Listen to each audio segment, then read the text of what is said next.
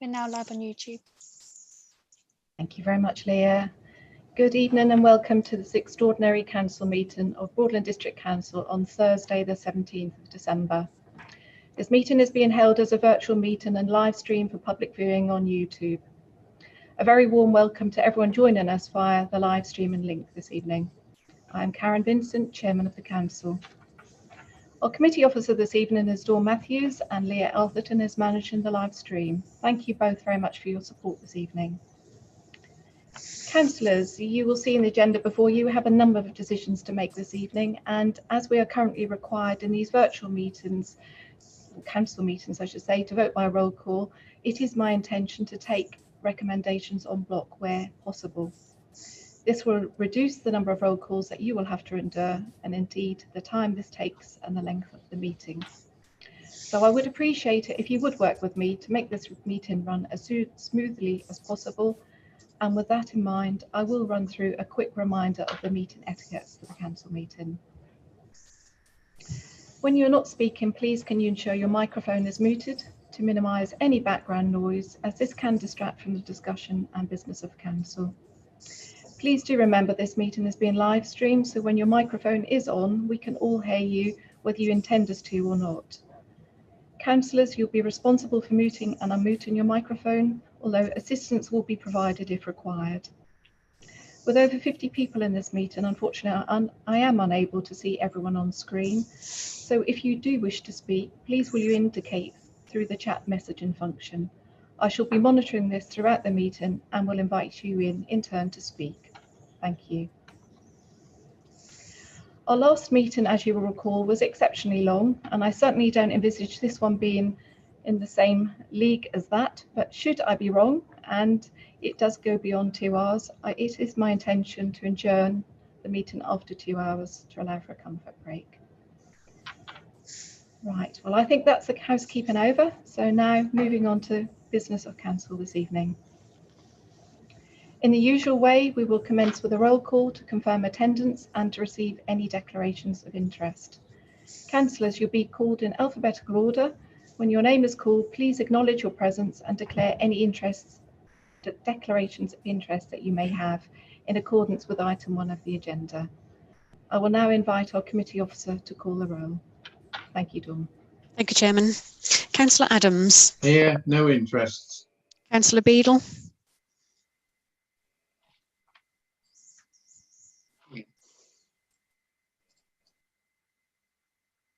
Councillor Beadle, can you unmute?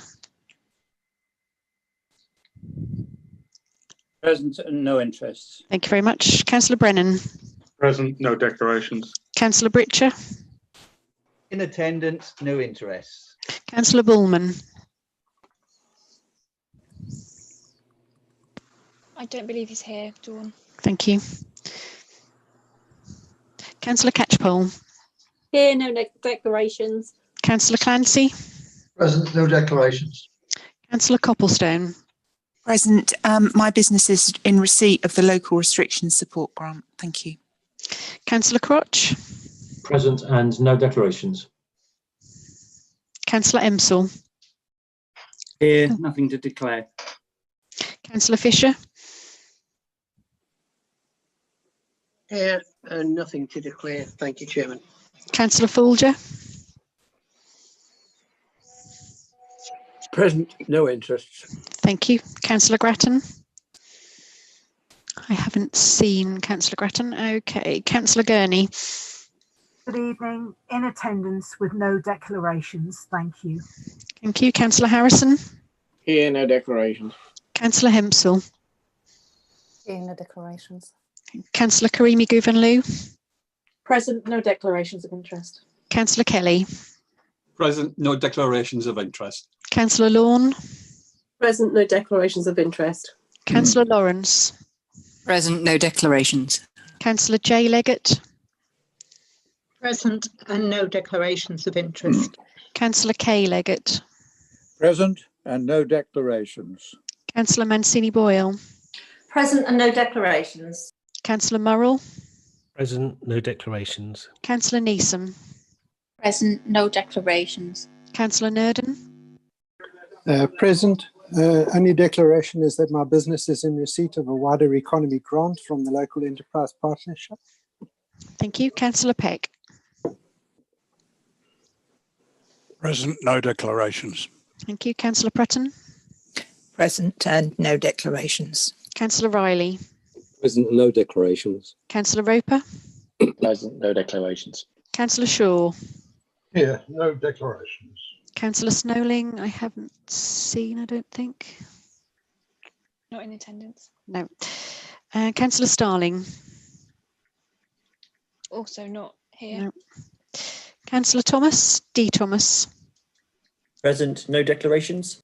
Councillor J. Thomas. Present, no declaration. Councillor K. Vincent. Present and no declarations of interest. Thank you. Councillor S. Vincent. Present, no declarations of interest. Councillor Walker. Don't think I've seen. No. Councillor Ward. Present, no declarations. And Councillor Wymark. Present, no declarations. That concludes the roll call and declarations, Chairman. Thank you, Dawn. I've just got two to add. I've had a message from Councillor Holland who says that she is present in the meeting. Okay. And Yes. I've had a message from Councillor Grattan sending her apologies. Thank you. On that note, Chairman, would you like me just to go through the other apologies? Yes, so moving on to the item, that would be really good. Thank you very much, John. Thank you. So we've got apologies from Councillor B. Kirk, Councillor Grattan, Councillor Hartley, Councillor King, Councillor Mackey, Councillor Moncur and Councillor Ryman Tubb. Thank you very much, Dawn. That now takes us on to item 3, and that is to consider the minutes of the council meeting held on the 19th of November. Councillors, as you're aware, we are currently required to approve the minutes by roll call. But before we do this, if you wish to raise any points of accuracy on those minutes, which start on page 6 of your agenda, please will you indicate through the chat function at this point. I'll pause for a moment in case there are any points of accuracy. Thank you.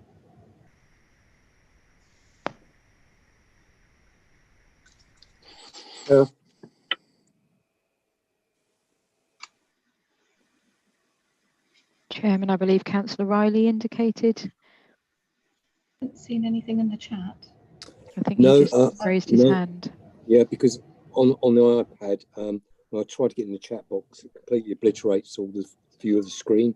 So I'm struggling with that on the iPad at the moment. Okay, so you've got a point of accuracy again, Councillor Riley. Excuse me. Yes, it's page 22.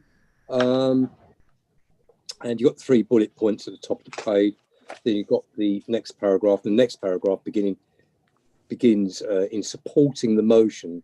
2 more minor amendments were put forward and accepted by the proposing seconder of the motion, namely that blah, blah, blah.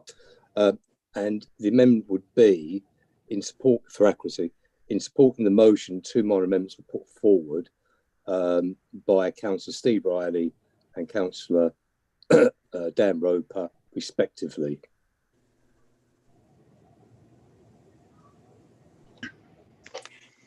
Sorry, so you wanted the words inserted, your name and Councillor Roper's name after the proposer and seconder? Yeah, but it says put forward and by. Does that go in between? Put forward by, insert there, put forward by. Yep. Brilliant, Okay. thank you, Karen. Okay, we will get those amended.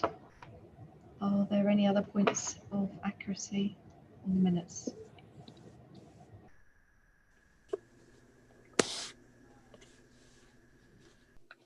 I'm taking that as a no, unless anybody jumps in at this point.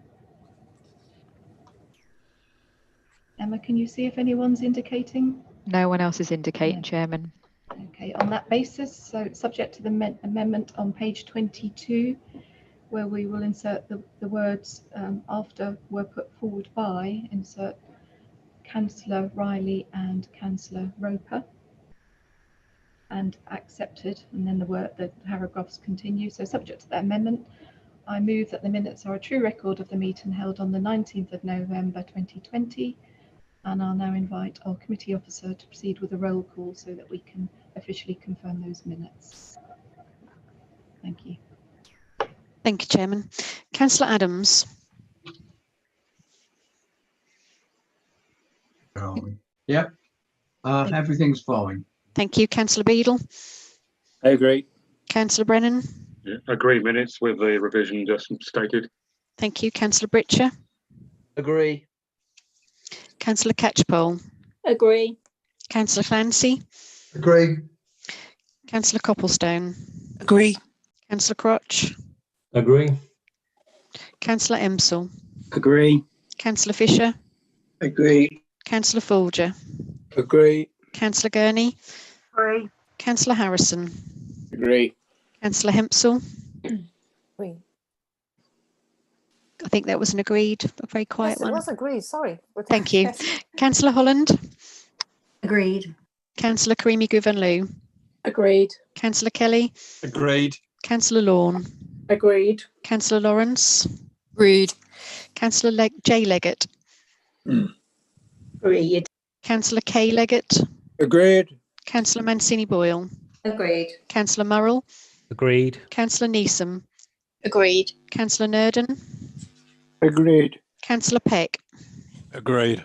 Councillor Prutton. Agreed. Councillor Riley. Agreed. Thank you, Chair. Councillor Roper. Agreed. Councillor Shaw. Agreed. Councillor Thomas. Agreed. Sorry, that was D Tom. I do apologise. Councillor J Thomas. Councillor K Vincent. Agreed. Councillor S Vincent. Agreed. Councillor Ward. Agreed. And Councillor Wymark. Agreed. Chairman, I do believe Councillor Walker has joined the meeting. Can you just confirm you're in attendance, Councillor Walker? Yeah, I can confirm I'm in attendance. Okay, and do you have any declarations of interest? I do not. Thank you very much. Chairman, that concludes the adoption of the minutes. Thank you very much. And that now takes us to item 4 of the agenda, and that's matters arising from the minutes. Councillors, do any of you have any matters arising on those minutes? If you're able to indicate through the chat, that'd be helpful. Thank you.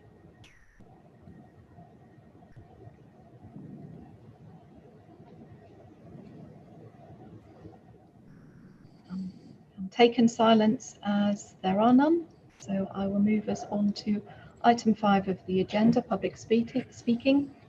I understand that there is no public speaking, there's been none notified. Thank you for confirming, Dawn. Item 6, so that now takes us on to Cabinet. And this is to receive the decisions of Cabinet at its meeting on the 8th of December. I will now invite the Leader to introduce the Cabinet decisions to be considered by Council. Leader, thank you.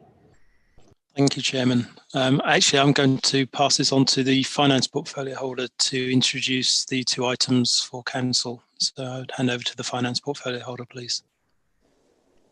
Thank you very much.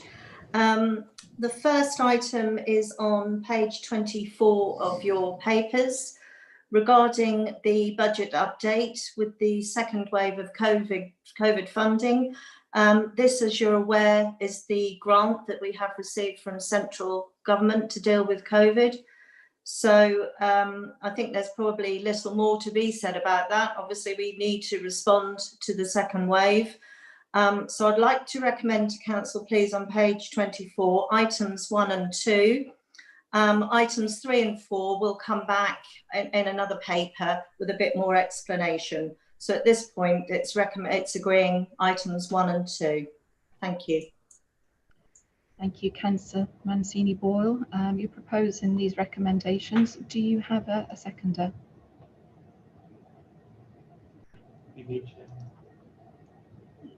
Okay, I've just been notified that the Leader is seconding those recommendations. Would you like to speak at this point or reserve your right?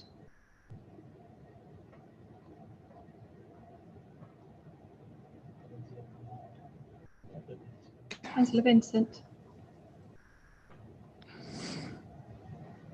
do you wish to speak now? Sorry, it was just taking a little time to come off mute. I'll reserve the right, please. Okay. Thank you very much. We'll now open it up to see if there's any questions on minute number 8, the budget update, recommendation 1 and 2. Any points that anyone wished to speak to those 2 items?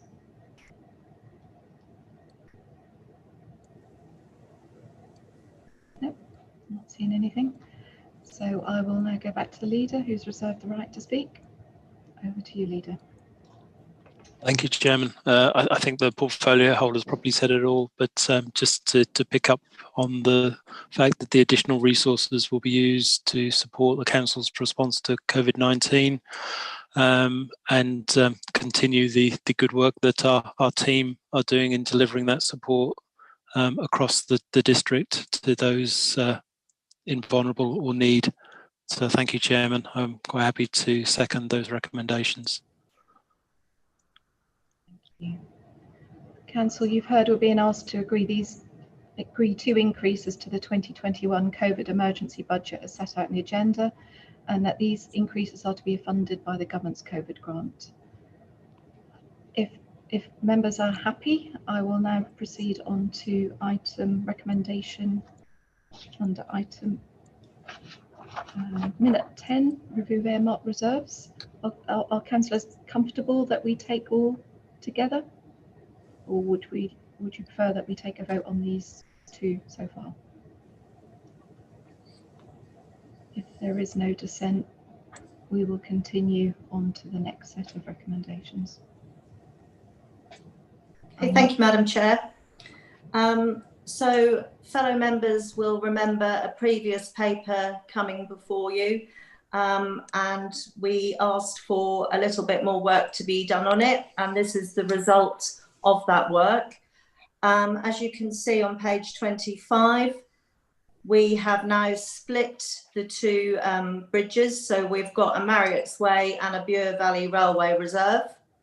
In item 2, we are adding to 2 existing reserves, and the final item is to create 2 new reserves, one for the refuse services, that obviously the procurement that's going forward at the moment, and secondly for the Food Innovation Centre Reserve. It's quite prudent to now set these aside before budget setting, so when we actually see the budget, we know where we are and we have actually placed money aside. So again, I'd like to put forward items 1, 2 and 3 on page 25, please. Thank you very much, Councillor Mancini-Boyle. You've recommended those to Council. Do you have a seconder, please? Yeah, I'll second, Madam Chairman. Councillor Adams, thank you for seconding. Would you like to speak now or reserve your right? Reserve the right if necessary, Madam Chairman. Thank you. Okay, thank you very much. I will now open it up for question and debate. Looking in the chat, I have a question from Councillor Roper, and then I have Councillor Bede would like to speak thereafter. So firstly, Councillor Roper. Thank you, Chair. No disagreement in principle. It's purely asking if the portfolio holder could give some commentary as to how the amounts that have been set aside into each reserve have been arrived at. I would presume there are very good reasons for the large amounts in some cases that have been put in these reserves. Thank you. Thank you, Councillor Roper, for your question. Councillor Mancini-Boyle, are you able to respond on that, please? Yes, certainly. First of all, with the IT reserve, that's a planned reserve from earlier in the year. It will then be the software required over the next 4 years to update software. So as I said, that came before Council much earlier in the year. The Broadland Growth Reserve is our ambition to obviously build within our district. We have work ongoing at the moment looking at possible opportunities, and as they come forward, obviously a business case will come forward for everybody to consider. There is nothing at the moment that specifically requires the money, but we'd like to have that put aside for that purpose. With regards to the waste, we don't know at the moment. Obviously, procurement has just started. There's quite a way to go yet before we know exactly how much we're going to need to spend on that. But obviously, we already know that could entail lorries and it could entail the depot. So again, it's prudent to put some aside ready for when we need to start doing that piece of work. And then finally, the Food Innovation Centre, well, we know what that is anyway, and we're just waiting to hear if we've been successful, which fingers crossed, I think cross-party, we want that. And so we've put that aside for that reason. So I hope that answers your questions, Councillor Roper. Thank you, Councillor Mansey-Borg. Councillor Roper, did you want to come back on that, or? Thank you for that response. I think the conclusion is that some of the amounts are estimates at best, and I'll certainly take that away. Thank you. Correct. Thank you both very much. That now takes us on to Councillor Beadle. Councillor Beadle, please. Yes, Chair, thank you very much. The last answer at least answered my point in part, and this is the refuse services £3 million reserve. So the council, if required, would be looking to buy refuse vehicles out of reserves. Is that correct? If we require that, or we might go to borrowing, there will be all options on the table when the point in time comes. Thank you. Thank you very much, Councillor Beadle and Councillor Mancini-Boyle for responding. Looking in the chat, I see Councillor Vincent. You'd like to speak? Councillor Vincent. Thank you, Chairman. Again, as the portfolio holder has explained and done an amazing amount of work with the finance team in preparing Broadland for the way it goes forward, looking after our finances and continuing to keep the administration of those finances on a sound and sure footing as we move forward, despite the difficult times that we find ourselves in. And putting these reserves in these places just prepares us for the things that we know that we are doing, we are going to do, and enables us to move forward in that knowledge that we have the funding available to us to do those things. Thank you, Chairman. Thank you very much. So I'm just looking in the chat to see if anyone else wants to speak. Okay, Councillor Nardin, you have a question. Yes, thank you, Chairman. It's just a quick question, brief question. We're adding 5 million to the Broadland Growth Reserve. Could you give an indication of what the total reserve is that we have for Broadland Growth at the moment? Yes, I can, Councillor Nardin. It's approximately 7 million. Thank you very much, Councillor Nardin, and thank you, Councillor Mancini-Boyle. Are there any other questions? I'm not seeing any. I'll go back to Councillor Adams. You said that you'd like to reserve the right. Thank you, Madam Chairman. Yeah, especially in relation to the bridge maintenance reserves into two reserves makes absolute common sense. I was looking through some very old papers and I came across when the Bure Valley Railway actually came into existence, which was 1991. And I think at that time we were told that of an ongoing maintenance for the bridges, no matter what happened to the Bure Valley Railway. I think that was roughly around about the time when we were told that it would be about £600,000 So it was agreed to put £20,000, as you know, a year, but it never happened. So I think that this is an excellent idea. Makes absolute common sense to me. Number two, that you put money into the IT reserve. We all know that the IT really isn't up to standard. And the Broadland Growth Reserve makes sense as well. The refuge services, an extra 3 million. Yeah, I mean, that's we've got to upgrade the depot at the very minimum, which the officers have recommended thought will be around about 4 or 5 million.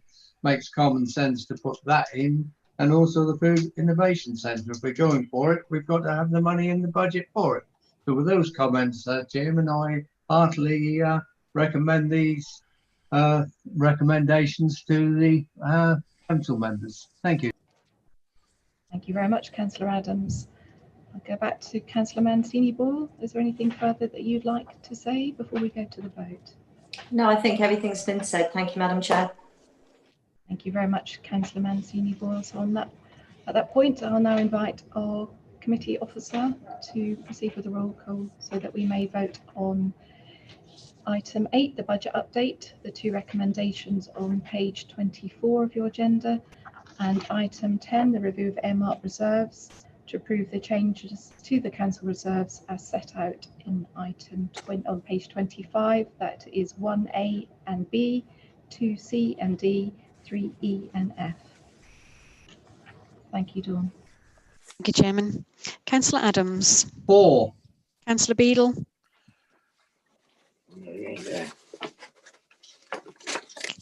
Can you unmute Councillor Beadle? 4. Thank you. Councillor Brennan. 4. Councillor Britcher. 4. Councillor Catchpole. 4. Councillor Clancy. 4. Councillor Copplestone. 4. Councillor Crotch. 4. Councillor Empsall. 4. Councillor Fisher. 4. Councillor Folger. 4. Thank you. Councillor Gurney. 4. Councillor Harrison. 4. Councillor Holland. 4. Councillor Karimi Guvenlou. 4. Councillor Kelly. 4. Councillor Lorne. 4. Councillor Lawrence. 4. Councillor J Leggett. Oh dear. Councillor J Leggett.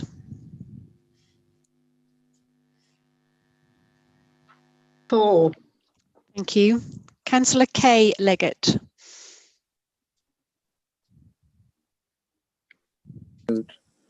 Oh dear, Councillor Leggett, could you indicate if you are for or against the proposal? 4, sorry. Thank you very much. Councillor Mancini-Boyle. 4. Councillor Murrell. 4. Councillor Neeson. 4. Councillor Nurden. 4. Councillor Peck. 4.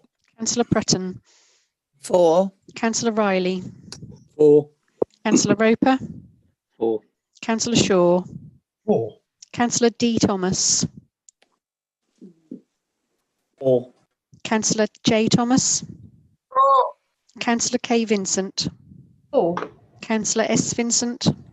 4. Councillor Ward. 4. And Councillor Wymark. 4. Mr. Chairman, that's carried. Thank you Sorry. very much. And vote. Sorry, Councillor Walker. Yeah, I haven't voted. I haven't been asked. Oh, I do apologise. Sorry, forgive me. Councillor Walker. I'm for. Thank you. Thank you. Thank you, Councillor Walker, for reminding us. Right, that now takes us on to item 7 of the agenda, which is the COVID-19 update report, and I will now invite the leader to present this report to Council. Leader. Thank you, Chairman. The COVID-19 pandemic is an unprecedented global crisis which has since March this year had a significant impact on our communities, our businesses and council services. So I thought I'd take this opportunity just to bring before you this report so that you could understand that impact, together with the measures that the council is currently and will be taking as we move forward. Again, a little bit more on the background. As you will know, we've experienced 2 lockdowns now, and coming out of the second lockdown, we were placed in Tier 2. We've received confirmation today that we remain in Tier 2. So that's good news from that point of view. The council is continuing its work, and as I say, the current position we find ourselves in is that the incidence of COVID-19 across Broadland are relatively low when you compare them to the national averages. Although it must be said, in recent months, some of the results or some of the occasions occurring in Broadland have been significantly higher than those across the rest of the Norfolk. So it is something that we have to watch as the incident rate fluctuates, and as things as we move forward in the festive season. but hopefully people still remain or continue to be safe in their actions and the things that they do. One of the things in Broadland that we haven't seen is a significant large outbreak at this point in time. But having said that, we have seen a number of incidents that are unlinked, effectively known as community infections, which have been driven by a handful of outbreaks in care homes and a high number of educational settings. The report itself has for you at the top of page 28 a graph that just illustrates the average rates or the daily rates for Broadland with a 7-day average compared to Norfolk. While you can see that the line for Broadland does pretty much in most instances follow Norfolk, you can see the spike that I was talking about towards the mid to end of November, beginning part of December. So that's where we find ourselves. Again, since the start of the lockdown and the pandemic, the council has made a strong community hub operating model to support those that are most vulnerable and those in most need. Again, at the bottom of page 28, it highlights for you, and I don't propose to go through them, but they're there, the bullet points that demonstrate what has been done and the way in which it's been done. Things that we found again through the second lockdown was that the demands on the cries for help were significantly lower than previously, and the communities and way in which they operated obviously came about with significant learning from the first lockdown, and people were able to do many more of the things for themselves in the way that they wanted to. We have seen through the areas around hardship and homelessness a noticeable increase in those that need support, which has placed a greater strain on our team, both in the housing and in the benefits areas.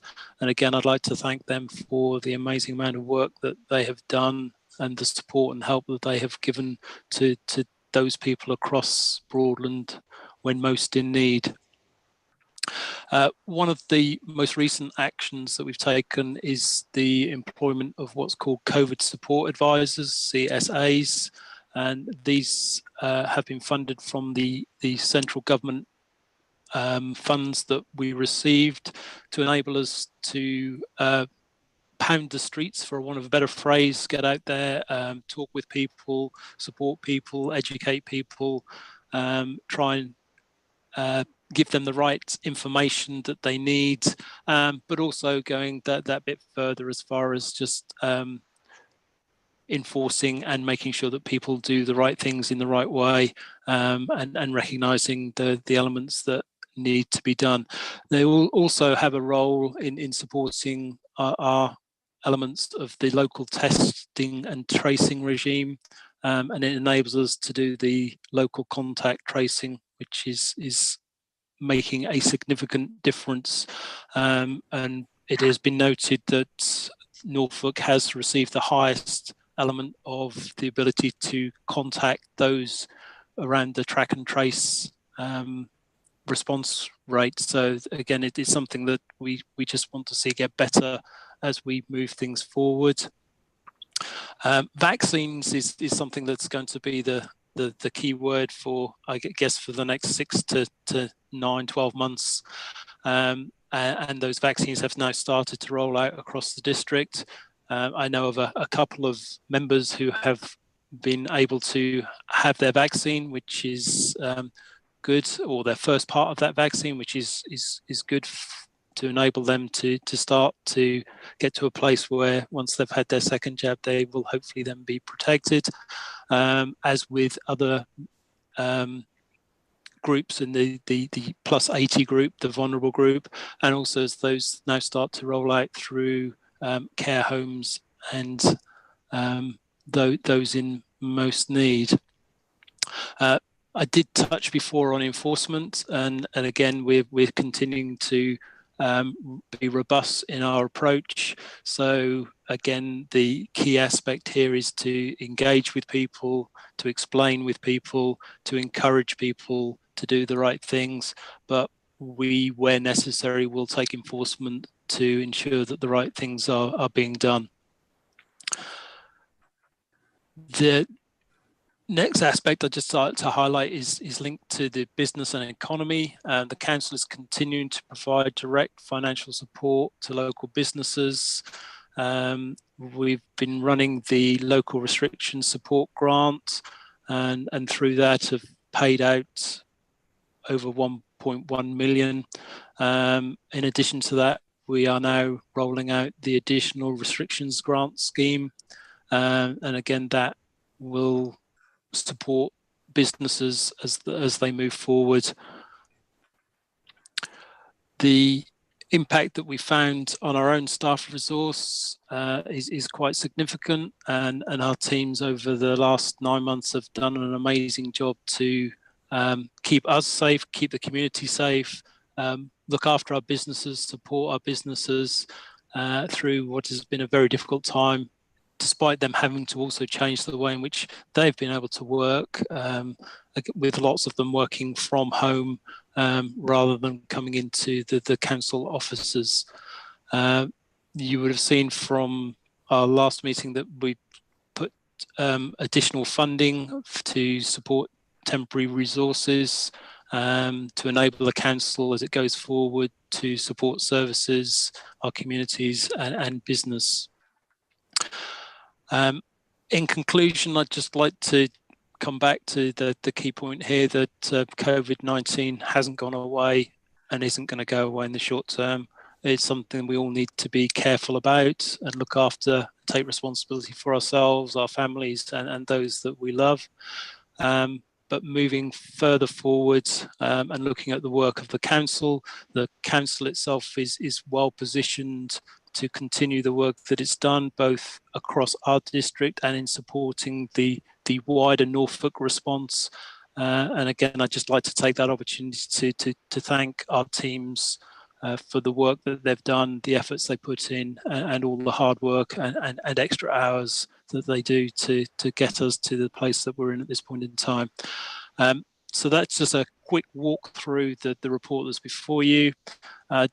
The recommendation is just to note the report. So I don't believe there's a need for a vote, but I'll leave that with you, Chairman.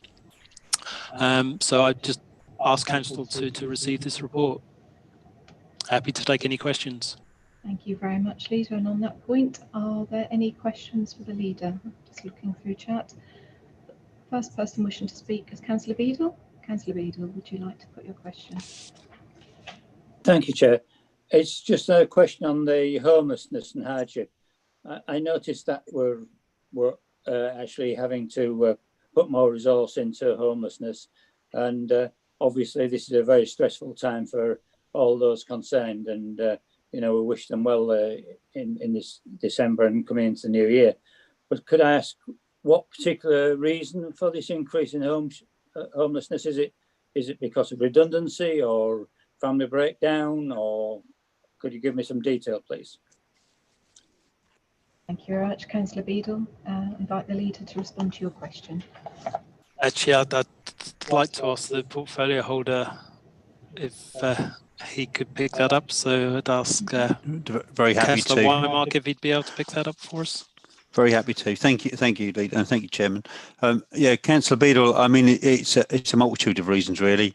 The issues that you've raised are issues. I mean, there's been family breakdown, there's been domestic abuse, but a lot of the people coming into temporary accommodation, first and foremost, for people who were, dare I say, hidden homeless, people who may have been sofa surfing, staying with friends, etc. And then because of the COVID regulations, they couldn't do that. So that was part of the sudden influx. And that's why, you know, in the middle of June, we're more than double the rates that we would have normally have been. We're talking about 65 we're here, and normally be around about 30 people in temporary accommodation. So it's a number of different issues. And obviously with the number of people becoming homeless, homeless due to, or not homeless, should I say, but becoming unemployed, you know, there is a certainty really that more people will become homeless, you know, and the end of restrictions really on ending tenancies that could well impact too. So there's many reasons, yeah, and obviously you've touched upon a few. Hope that's okay. Thank you. Well, it's not okay, not in the world, not in the real world, but it's what we've got to deal with, and that's what our team are dealing with. And I'd just like to take this opportunity. Actually, I was going to speak a bit later on, but I will take this opportunity now to thank everyone in the housing team who've worked way above and beyond. As I said, you know, they were dealing with double the level of calls, more than double the level of calls. And even now, realistically, they're not far off double where they would normally expect to be. So they've been dealing with the crisis on our behalf, and working over and above really. So I'd like to take my hat off to them and say thank you very much to them, and I hope they enjoy their well-earned break over Christmas. Thank you. Thank you, Chairman. Very much, Councillor Weinmark. Well said, and I'm sure that we'd all support that sentiment. Thank you. Looking in the chat, I can see that I've got Councillor Ward followed by Councillor Roper. So firstly, Councillor Ward. Yes, thank you, Madam Chairman. The question is about the COVID support advisors and what powers they have. Do they have any extra powers to an ordinary citizen? You said they would be doing some enforcement. Are they merely able to sort of cajole and encourage people, or will they be able to actually issue fines, or will they have to pass this on to the police if it comes down to that? Thank you, Councillor Ward. I'll invite Councillor Weinmark to respond. Yeah, happy to. Yeah, I mean, in the main, realistically, the advisors are there to do exactly that, give guidance and advice. I mean, nobody really wants to go down the enforcement route, but obviously that is a possibility. But the reality is that first and foremost, we're out there to support businesses and give them guidance and advice. And I think that's realistically where we are at the moment, and we've not needed to go beyond that. Thank you. Okay, thank you. Thank you very much, Councillor Weinmark. So I've next got Councillor Roper. Thank you, Chair. Just very briefly, really, and I was wondering if actually we could just add to the recommendations, just really to put into words the sentiments expressed both by the leader and Councillor Weinmark in their closing remarks. And I wonder if we could add a second recommendation, which is merely that Council expresses its appreciation and gratitude for all of the work of staff, partner organisations and community volunteers during the COVID-19 pandemic. I hope that's an amendment that can just be accepted without a vote, and we can all express our appreciation. Thank you, Councillor Roper. We don't actually have a recommendation on this. We're noting this report, but I'm sure we will ensure that's minuted in the meeting minutes. Is that something that we can pick up, Dawn? Yes, Chairman, no problem. Thank you. I see no other people wishing to speak in the chat. So, as we've said, we are required this evening to note that report. Thank you, councillors, for your questions. Thank you, Leader, for presenting that report.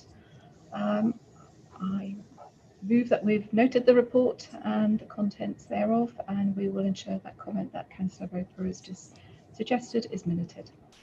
That now takes us on to item 8 of the agenda. That's the Monitoring Officer's report, which starts on page 36 of your agenda papers. As you will see, there are a number of recommendations for Council to consider.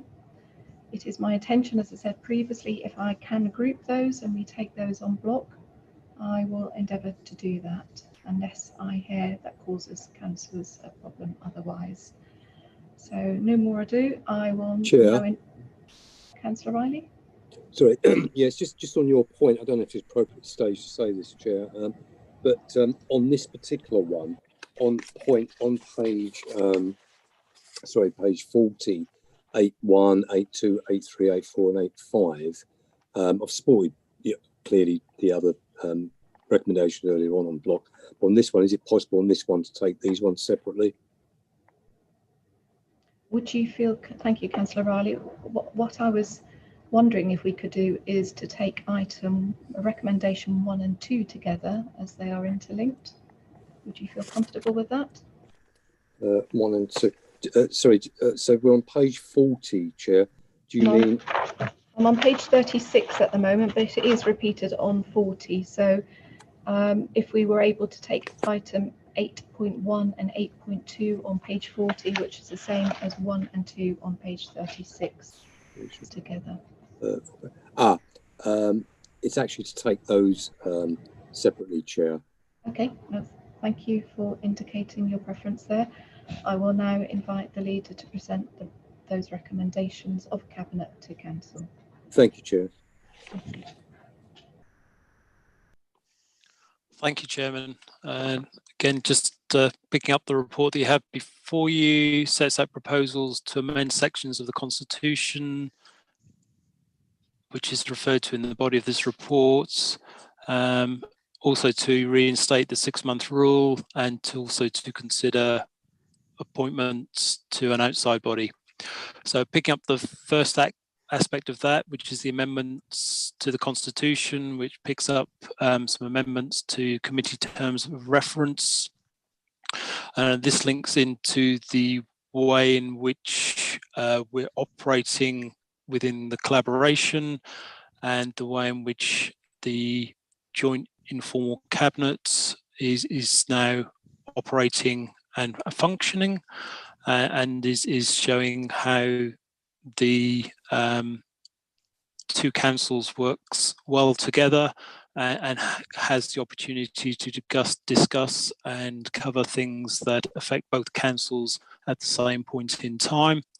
So in order for the councils to effectively and efficiently review and develop these type of things together, we require a different type of structure to support this.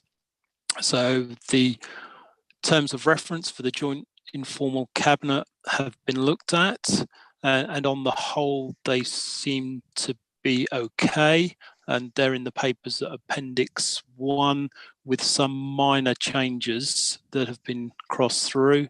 But there is one that I would particularly like to bring your attention to, and include that partly in the recommendation, is that of the voting.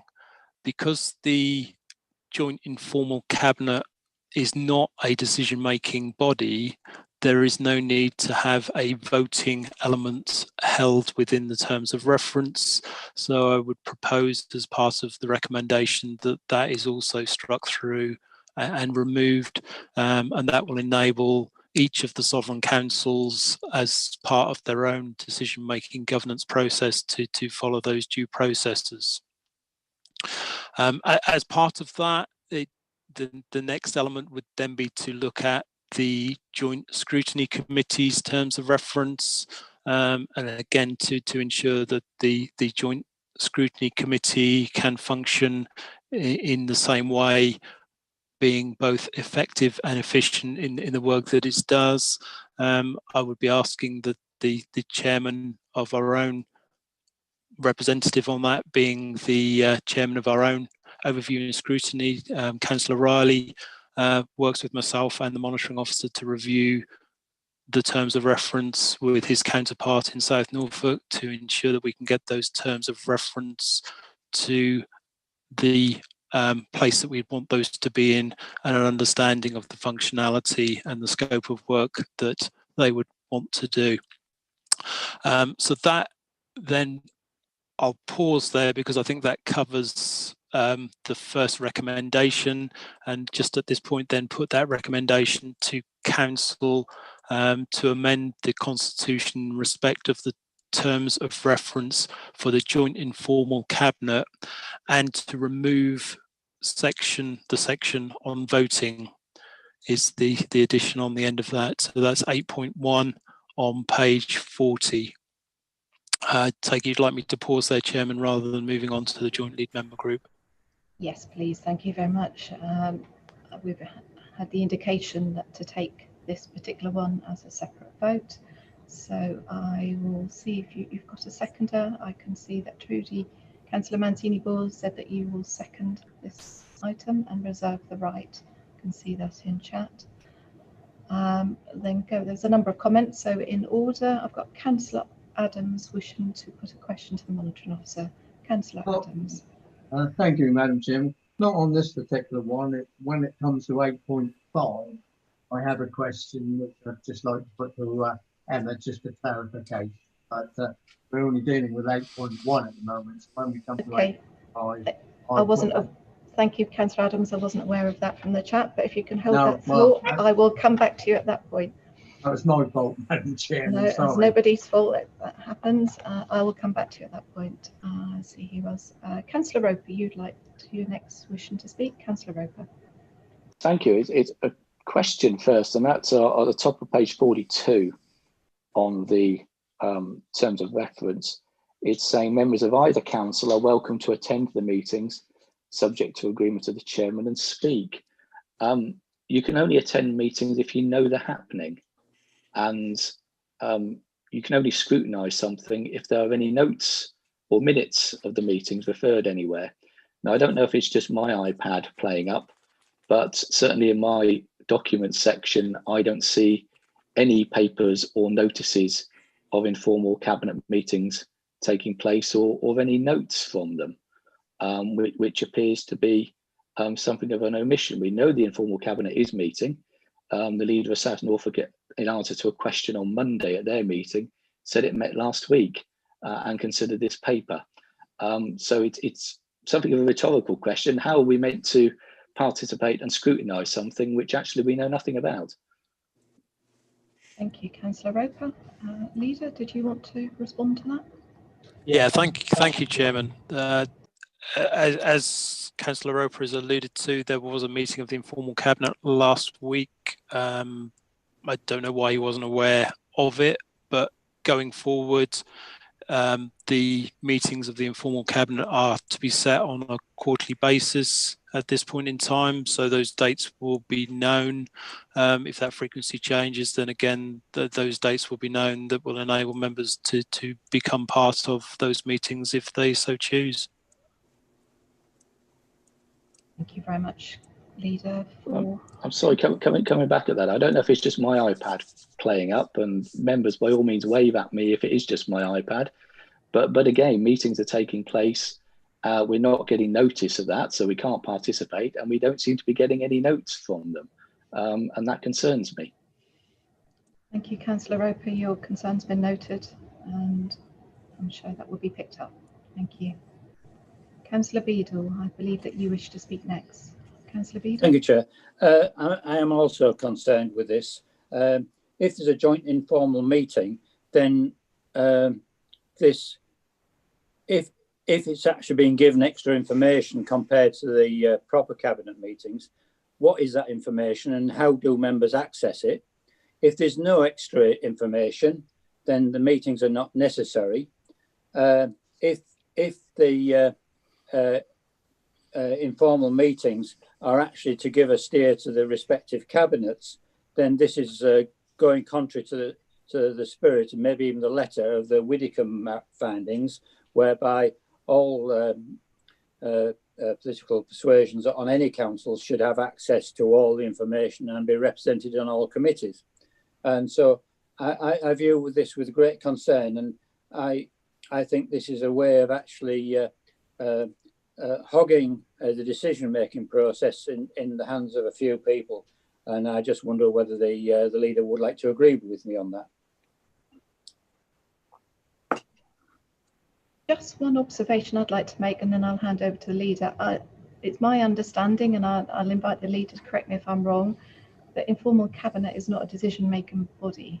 Any decisions will be taken by the Sovereign Council, being this council, and they'll come through the normal process.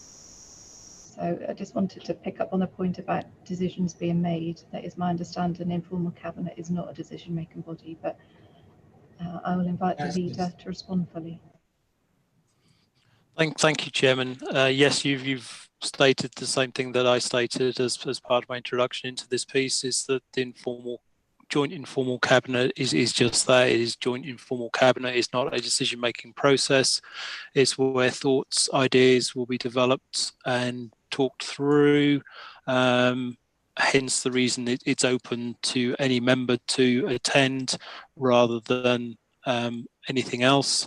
And it enables the cabinets of the two councils to reach a view on what they're comfortable to be taken forward in a way that then would require each of those proposals or elements or activities to be worked up in a way that, should they require the council to make use of its resources or its funding or its needs a decision to enable it to go forward, then those things would then be very much fall under each of the council's respective governance processes, its own decision-making processes, and then all of that information that would be relevant for that would become, or would then be written in the reports, and those would come before cabinet.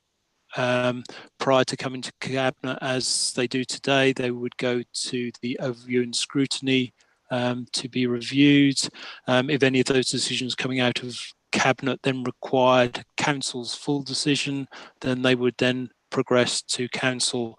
So this is far from, and it's quite disappointing to hear that it's being badged as something that's trying to coerce power away from us as a council. Is quite the opposite. It's formalising it and bringing it back to ensure that it is clear, open, that informal cabinet, joint informal cabinet, is not a decision-making process, but is just a mechanism to enable the two councils' cabinets to meet informally in front of the members to enable them to talk about possibilities and things that they may want to do as part of the collaboration. Thank you, Chairman. Thank you, Leader. Looking in the chat, I have Managing Director Trevor Holden would like to speak next. Trevor. Chairman, thank you. I feel that the leaders probably covered the ground. I was going to say, to be clear to all councillors, this is certainly not a decision-making body. It has no decision-making power. Hence, absolutely right that any reference to voting is taken out of this particular part of the Constitution. It's that creative space to allow conversations to happen, to look at how any options within the feasibility study might be explored. And anything that's captured would then obviously start to be formed into a report, which would then go into each council's decision-making process. Picking up the point raised by Councillor Roper, the meeting was exploring how we take things forward, and we will of course make sure that proper notification of any meeting is made as we get into that quarterly cycle and routine. Hopefully this will help oil the wheels of delivering the things that you want to deliver to the extent that you want to do those in collaboration. Thank you, Chairman. Thank you very much, Mr. Holden. At this point, I'm just looking in the chat. I have Councillor Beadle would like to come back, and followed by Councillor Karimi Kukunlu. But firstly, Councillor Beadle. Thank you, Chair. I listened with interest what the leader was saying, and he actually said that is the joint informal cabinets would reach a view they are each comfortable with. So in other words, they are actually going to put forward to their own cabinets what they are comfortable with. So it is a decision-making process. They are coming to a view on issues that they then take back to their councils, respective councils. So despite what they are, the leader is saying, it is a decision-making process. And I would like to point that out to all members of the council, that the joint cabinet will be making decisions, and they will be unminuted, unagended, and this last meeting last week wasn't notified to councillors, and it's just not the first time when this this has happened when joint meetings have not been notified to councillors. And this is becoming custom and practice whereby people who are not in the know have no opportunity to be coming in the know simply because they don't know when the meetings are going to take place. Thank you, Chair. Chairman, could I come back, please? Yes, I was then going to invite you to. Yes, please do. Chairman, thank you. If I can just help Councillor Beadle out. Absolutely, that's not the case at all. The meeting is attended by officers, and it's absolutely crystal clear that that meeting has no decision-making ability. Any decisions that might flow in pieces of work that are taken forward would have to, constitutionally, would have to come back to the individual authority for their consideration and decision-making through the normal process, which would engage with scrutiny, would engage with cabinet, and would engage with council. And all meetings going forward, getting into the cycle, will clearly be notified to members. And I repeat, this is not a decision-making body. Even if members were minded to take a decision, they would be reminded of the fact that this is not a decision-making body. And there is no intention, as far as I'm aware, for members to want to take decisions in that forum. I hope that's helpful. Chair, if I can come back on that, if the MD is correct in what he's saying, why is the leader then saying they would reach a view they are each comfortable with? So could I ask the leader, why did he say that when this is completely contrary to what the MD is saying? Thank you, Councillor Beadle. Leader, are you able to respond to that point, please? Indeed, I am. It's disappointing that it is being pushed forward and played in this way. As I've clearly stated, this is not a decision-making body. Yes, it's a group of the two cabinets, and yes, they will talk through things. There will be things that they are not comfortable with and they will not take forward, and there will be things that they feel they are comfortable that do progress, and as they progress, then they will go through due process and the due decision-making processes that this council has. And that's what this paper before you sets out very, very clearly, even to the extent that I've asked for the terms of reference to be revisited, and that's the terms of reference before you. As you can see, what we agreed before should be the terms of reference for the joint informal cabinet has now been changed, and we've wanted to remove some of the things that we allowed to stay there before, such as voting, because those things just aren't necessary and were, while in the terms of reference, but they weren't needed. So those things have been stripped out, and it's important that it also enables any member to become part of that, as in to see informal cabinet in its operation. And as the managing director has said, and I've also said that future dates will be publicised. You will know when they are, and you will be able to attend those meetings. This is far from trying to take the decision making away from our council. It is completely the other way in stating very clearly that it is our council's intention to have its sovereign power to make decisions on its own about the things that it wants to do, and that's the due process that's outlined here. And that's very similar to the sovereign power that the council that we're collaborating with, South Norfolk, also wants to maintain and run their own decision-making process. And that's quite correct and right for where we are in the collaboration and the way in which we're operating so well at this point in time. Thank you, Chairman.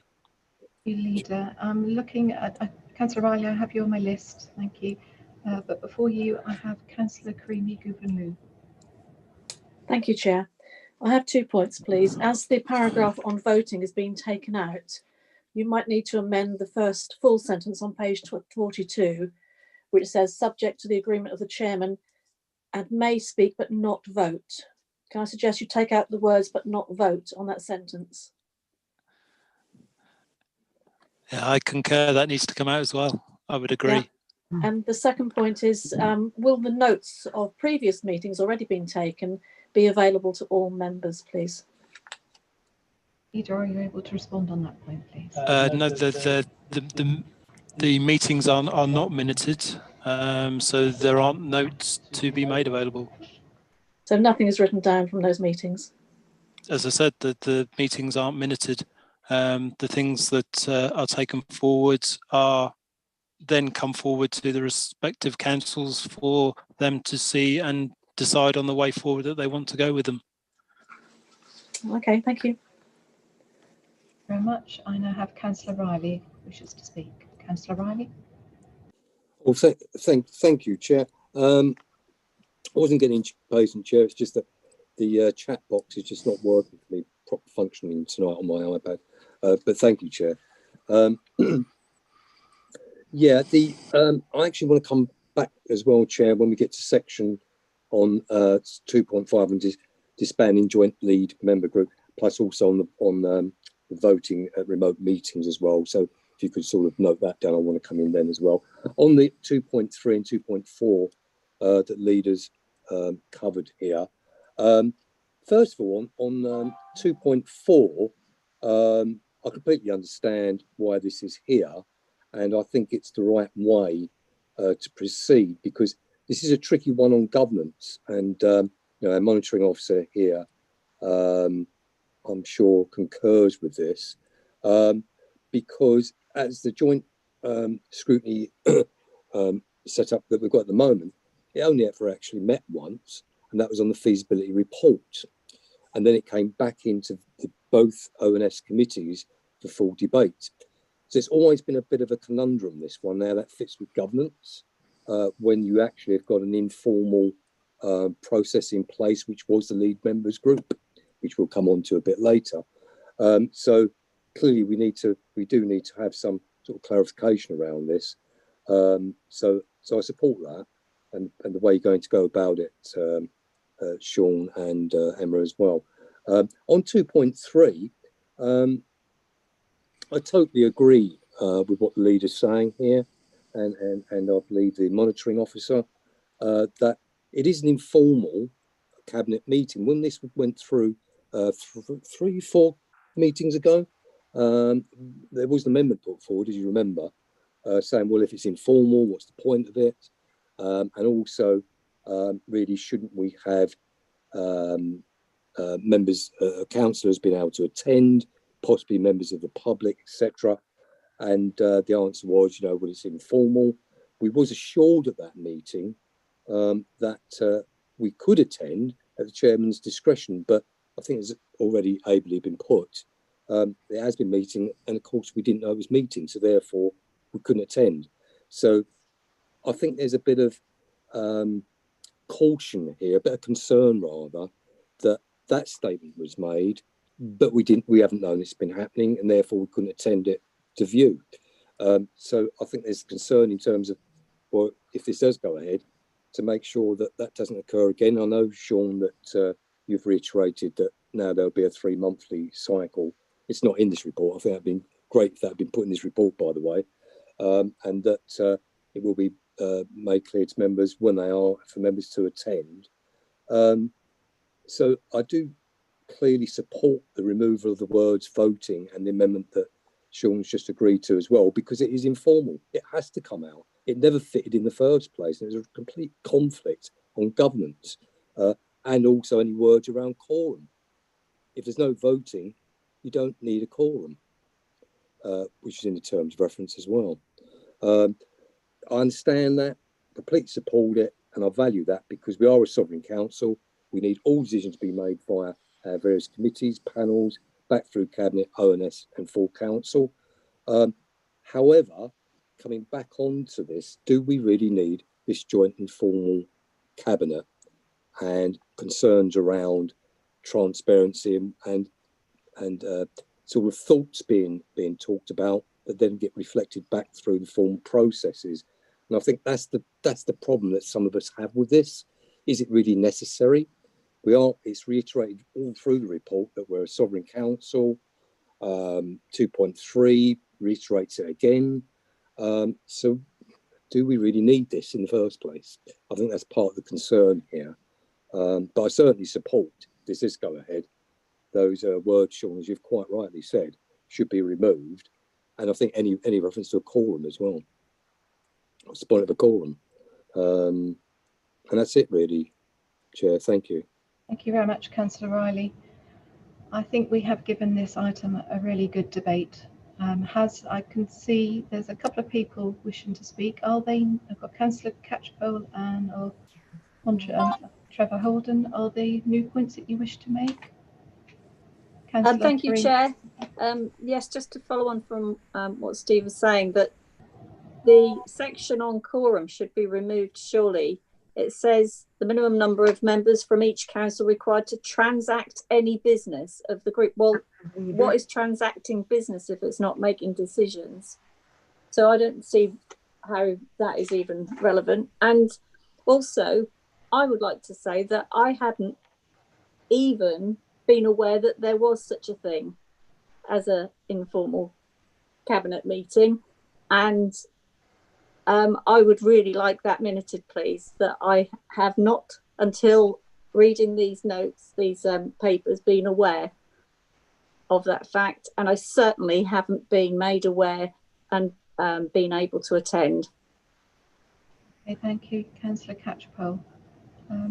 Mr. Holden, did you want to come in? You had indicated you would like to speak. Chairman, thank you. Just to reassure councils, this is part of the Constitution as you previously passed. So councillors should be aware it's in the Constitution. And this is an iterative process. We're learning as we go. It would be bizarre for councillors to be in a relationship, a partnership, a strategic alliance with another partner that they didn't talk to. And this really is just that informal basis where conversations are explored and opportunities are explored. And so the amendments as put forward are good amendments, I would suggest, not my place to say, yours to take a decision on, removing voting, but that place where members can have a conversation to say what's the direction of travel, what's good for us to consider in an informal way, with members being made properly aware, and just picking up that point. We will absolutely make sure you're posted on when those meetings are happening. If there's an error there, then the error sits with me, but actually the informal cabinets hadn't met.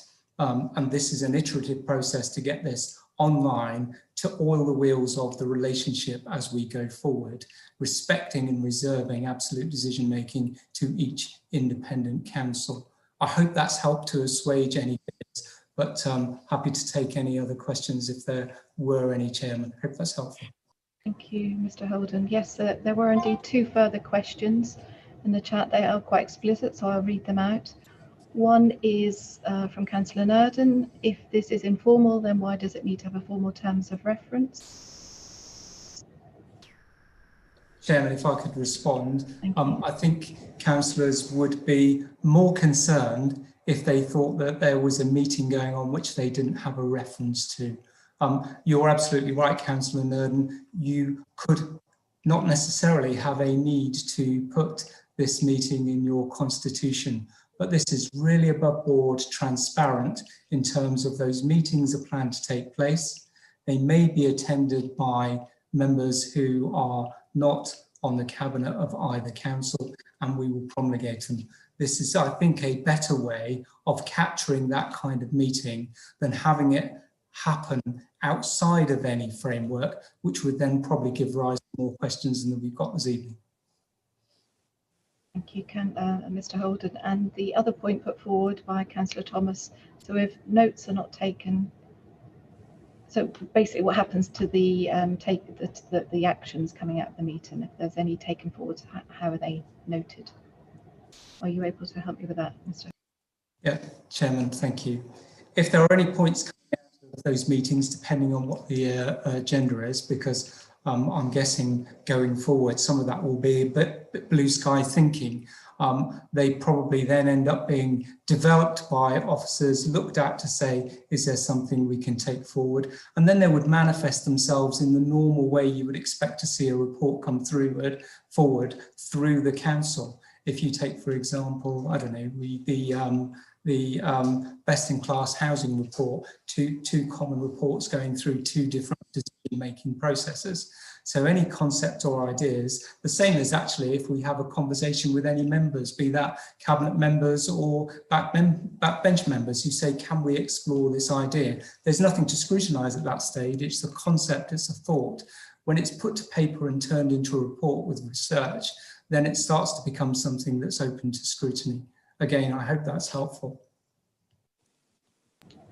Thank you, Mr. Holden. Councillor Thomas, you feel your question hasn't been answered. Did you want to speak personally? Thank you, Chair. I fully understand there's no minutes taken at this body. Absolutely understand that. But it sounds like there are action notes taken, which maybe get handed down to department officers to discuss. And I just don't know whether those notes are written down and stored somewhere. Are we able to get access to previous notes which may or may not have been taken at previous meetings before? It's not anything I have sight of at the moment. I don't know whether those notes are visible for councillors to see. Thank you, Councillor Thomas. I think that might have been answered, but Mr. Holden, would you like to respond? Yeah, I go back to these meetings are about discussing concepts, ideas, which are then, if there's something that's to be explored further, would be developed and turned into a paper. It's quite hard to scrutinise the ideas and the concepts, and actually they're not owned by the members at that stage because there's nothing that's been developed. As things are developed and submitted to paper before they then go into the decision-making process, they then clearly become open to scrutiny and consideration in the normal way. But I don't think members in either council would want to be held accountable for something that they haven't adopted as a policy or as a process or as a way forward or a paper that they want to progress. And it would be right and proper that they then become open to the normal council's scrutiny process when they get to that stage, when they're in gestation. I think that would be premature to then hold someone to account for something that's in development. But absolutely, I can assure members that anything that comes out of that meeting, which is then taken forward and adopted, would come into the normal decision-making process of the individual councils, available to pre-scrutiny, available to any decision-making process or call-in that the council would normally adopt. This is really a think tank for individuals in a partnership to talk about what they think may be coming forward, what they might want to take forward, and then officers to go and develop concept ideas for them to consider. Thank you very much, Mr. Holden. I can see comments are still coming through the chat, but it's of the same vein of what's already been discussed. So I feel that we've given this a really good debate. I'm now going to start bringing this to a close. I will go back to Councillor Mancini-Boyle. You reserve the right to speak. Councillor Mancini-Boyle. Yeah, so I'll be very quick, Madam Chair. Just to say, I think everybody's completely got the wrong idea about this. I think off the top of my head, I think we've only met 3 times since the collaboration has even begun. This is something that actually aids officers with work going forward, where they think, can they possibly work together? Can't they? Is this going to be a red line for one of the councils? That type of thing. It's not political, otherwise the officers wouldn't even be allowed to remain in the room. So it's completely not political. We have never voted on anything. And if you think about it, there's actually various projects that the 2 councils actually haven't proceeded together on.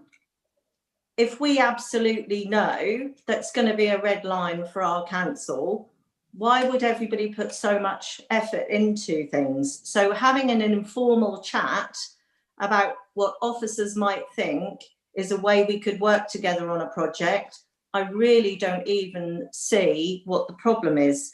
No notes are ever made. It's literally, because it's over Zoom, we've never met personally.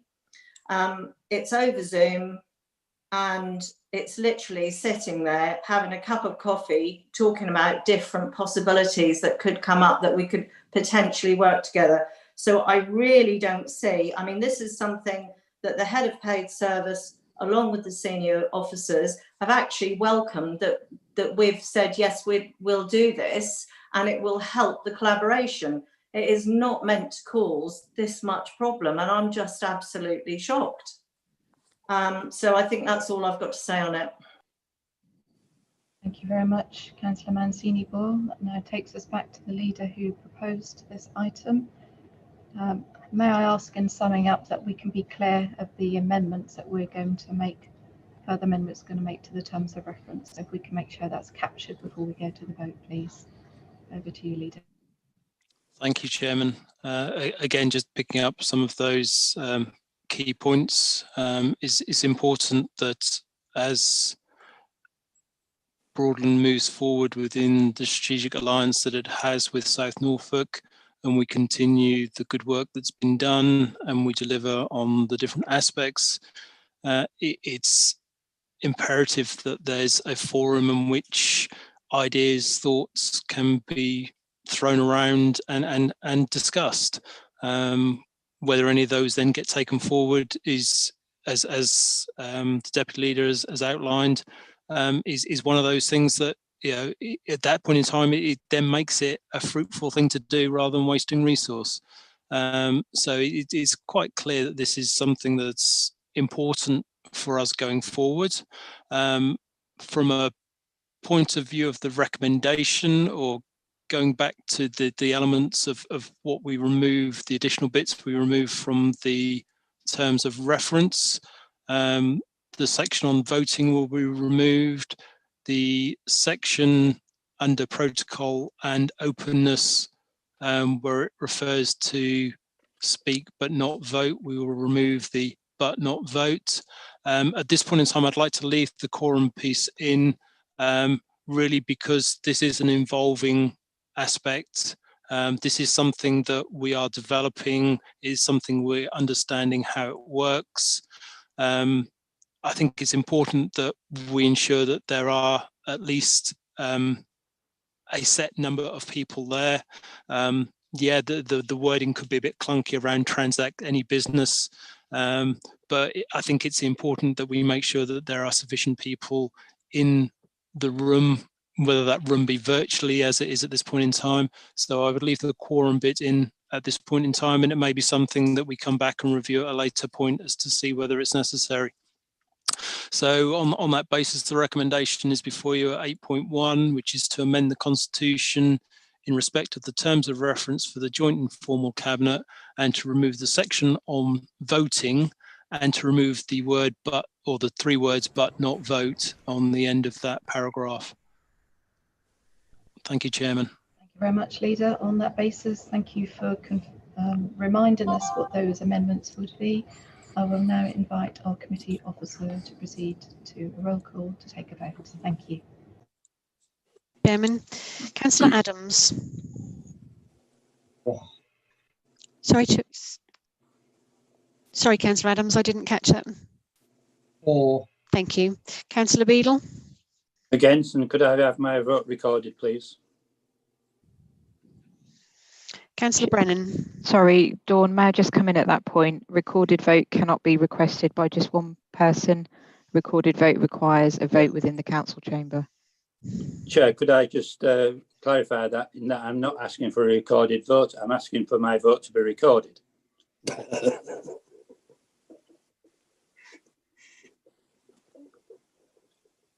Emma, did you want to come back on that? No, carry on, please, Dawn. Thank you. Councillor Brennan. For. Councillor Britcher. Against, firmly. Councillor Catchpole. Against. Councillor Clancy. Abstain. Councillor Copplestone. For. Councillor Crotch. For. Councillor Emsell. For. Councillor Fisher. For very strongly, and could I have my vote recorded too, please? It seems to be the trend. Councillor Folger.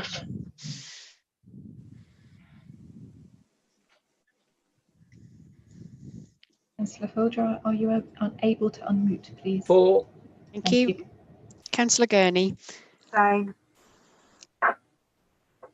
Councillor Harrison. Against. Councillor Hempsall. For. Councillor Holland.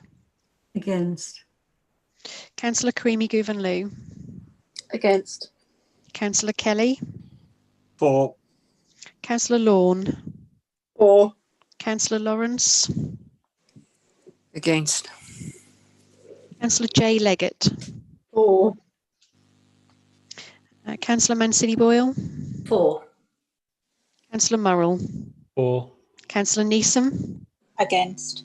Councillor Nurden. For. Councillor Peck. For. Councillor Prutton. For. Councillor Riley. Against. Councillor Roper. Against. Councillor Shaw. For. Councillor D. Thomas. Against. Councillor J. Thomas. For.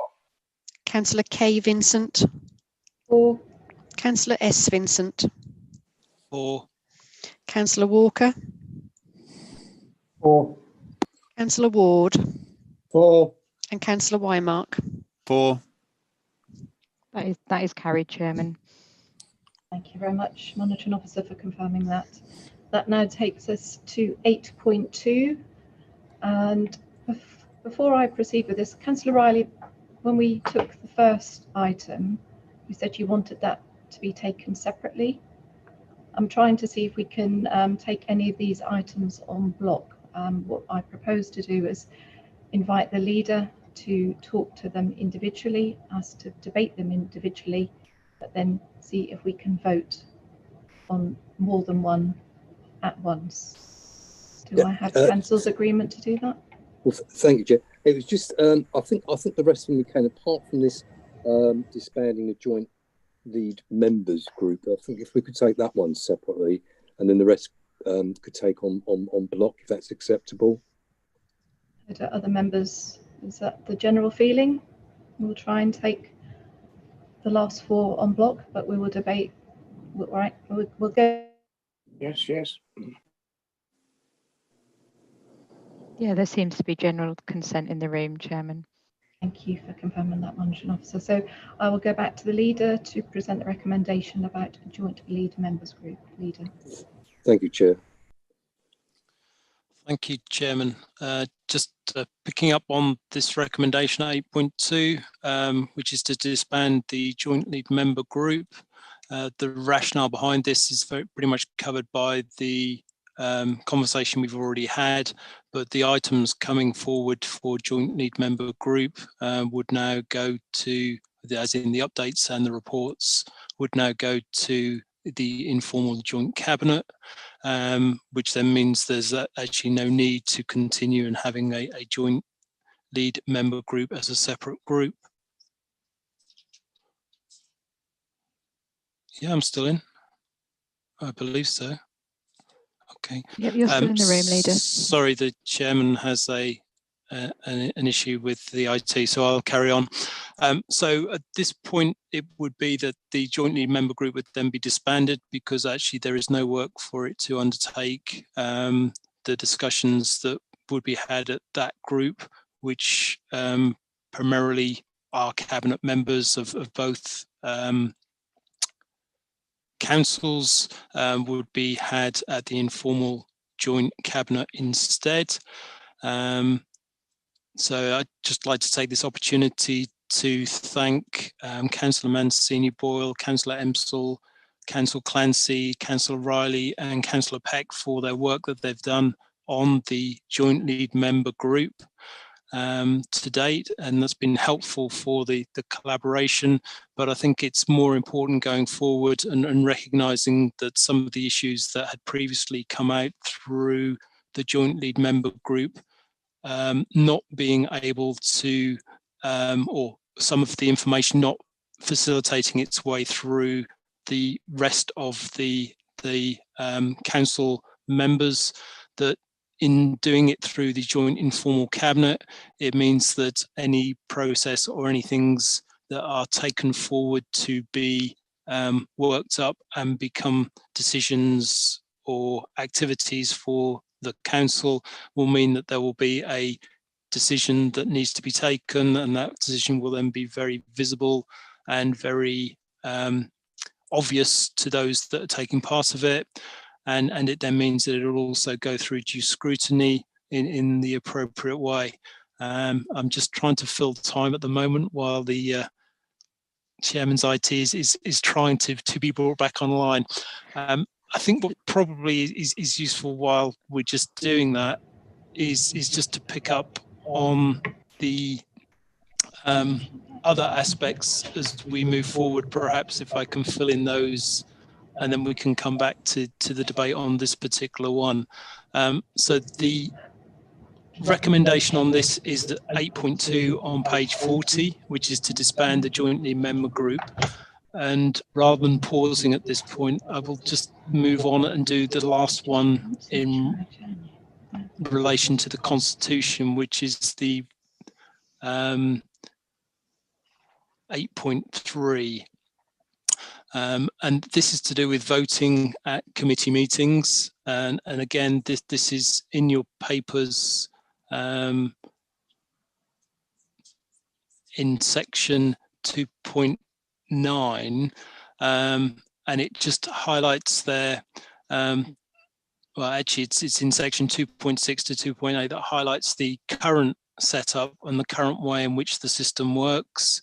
The requirements, the legislation and the different aspects, and what we're trying to achieve by being both visible and open and transparent in the activities that the council takes. So also we've got to a point where we are doing quite a lot of business, quite a lot of activities and decisions in council meetings. And the activity that we currently have, or the only mechanism we have to do those is by roll call, can take a lot of time or add a lot of time to those meetings. So at 2.9, it has the proposed amendments, which would just pick up the different aspects. So again, unless a recorded vote is actually demanded, which as the monitoring officer mentioned a few moments ago, has to be done by a certain number, the chairman then will have other options available to them in the way in which they want the vote to be taken. And those three options are listed in A, B, and C, with A being an electronic voting system to be used for remote voting.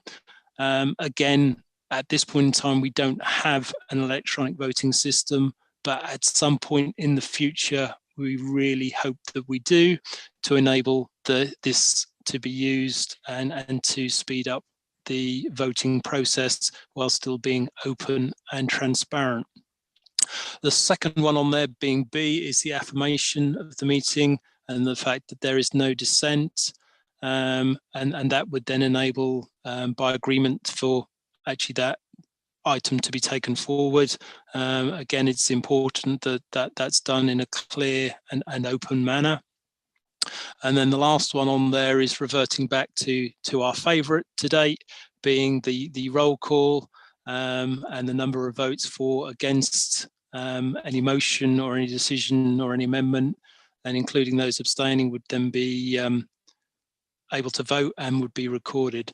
So that's really what's going through the different aspects of that recommendation to council.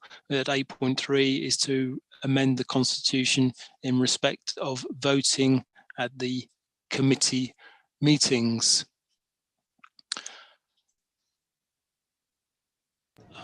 Thank you very much, Leader. I am back in the room. Well, I was always in the room, but the technical problems, you couldn't see me. So just a slight issue I do have. But before I tell you that, we had the leader propose the second recommendation about disbanding the joint lead member group. I had previously in the chat from Councillor Mancini-Ball that she was seconding this recommendation. Councillor Mancini-Ball, would you like to speak now or reserve the right? I'll reserve, thank you. Thank you very much. I will, at this point, as I open up for question and debate, I've lost all of the chat prior to 8:33. So if anyone put anything in the chat prior to 8:33, as we're about to start this item, I'm really sorry, I can't see it. So, apologies, Chairman, I could probably assist here. So we had a Thank you, Leah. question from Councillor Riley, and then also Councillor Brennan has also indicated that he wishes to speak. Thank you very much, Leah. So we'll start with Councillor Riley, followed by Councillor Brennan. Councillor Riley. Thank you, Chair, and Leah, for your assistance. Yes, on excuse me, 2.5, expand joint lead member group. I do appreciate what the leader's comments there in terms of thanking myself, Greg, and the others that were on that for a very long period of time, over a year leading up to the feasibility study, and was originally on there with Andrew Proctor. And what this report is actually focusing in on, and I think it's completely relevant actually, is the fact that the terms and nature of the lead members group, as was before the feasibility study, is different. It's completely different to what it was before the feasibility study. The feasibility study, sorry, the meetings that we were having, including lead officer who drew the final report together, feasibility report, Steve Fennell, was focusing in on gathering information between each council, what was in the art of possible, was this indeed entirely feasible or not? So over a period of a year and many meetings, too many I'd like to mention, as I'm sure Greg would as well, we ended up with the feasibility study. Of course, we know that when the feasibility study was presented, I know myself and others put forward a motion saying that now we should move to a full business case review. It was indicated that would take a year, and it was felt that certainly in terms of that motion, that a lot of stuff that perhaps we've had some issues around could have been ironed out in that business case review. However, we are where we are. So I'm on the opinion, and I've long had it ever since the feasibility study went through the full council in July 2018, that really this lead members group and what it's intended to do is actually a completely different ball game from the original one that was set up. And in terms of reference for it, was never really rewritten in the correct way. So it's very much like the informal cabinet. And what's going on here is we've got the informal cabinet that was agreed several meetings ago. We're now having all references to formality in terms of voting being taken out, which I actually agree with. But this has been a position that joint lead members group's been in. We've never voted. We're not making any formal decisions.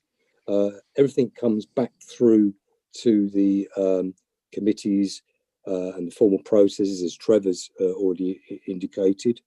And therefore, I'm completely in agreement with this proposition to wind it up. It's got no decision-making authority whatsoever, and constitutionally has not either. So its useful purposeness, I felt, ended at the end of the feasibility study report. That was the original job of the lead members group, and it did come to an end then.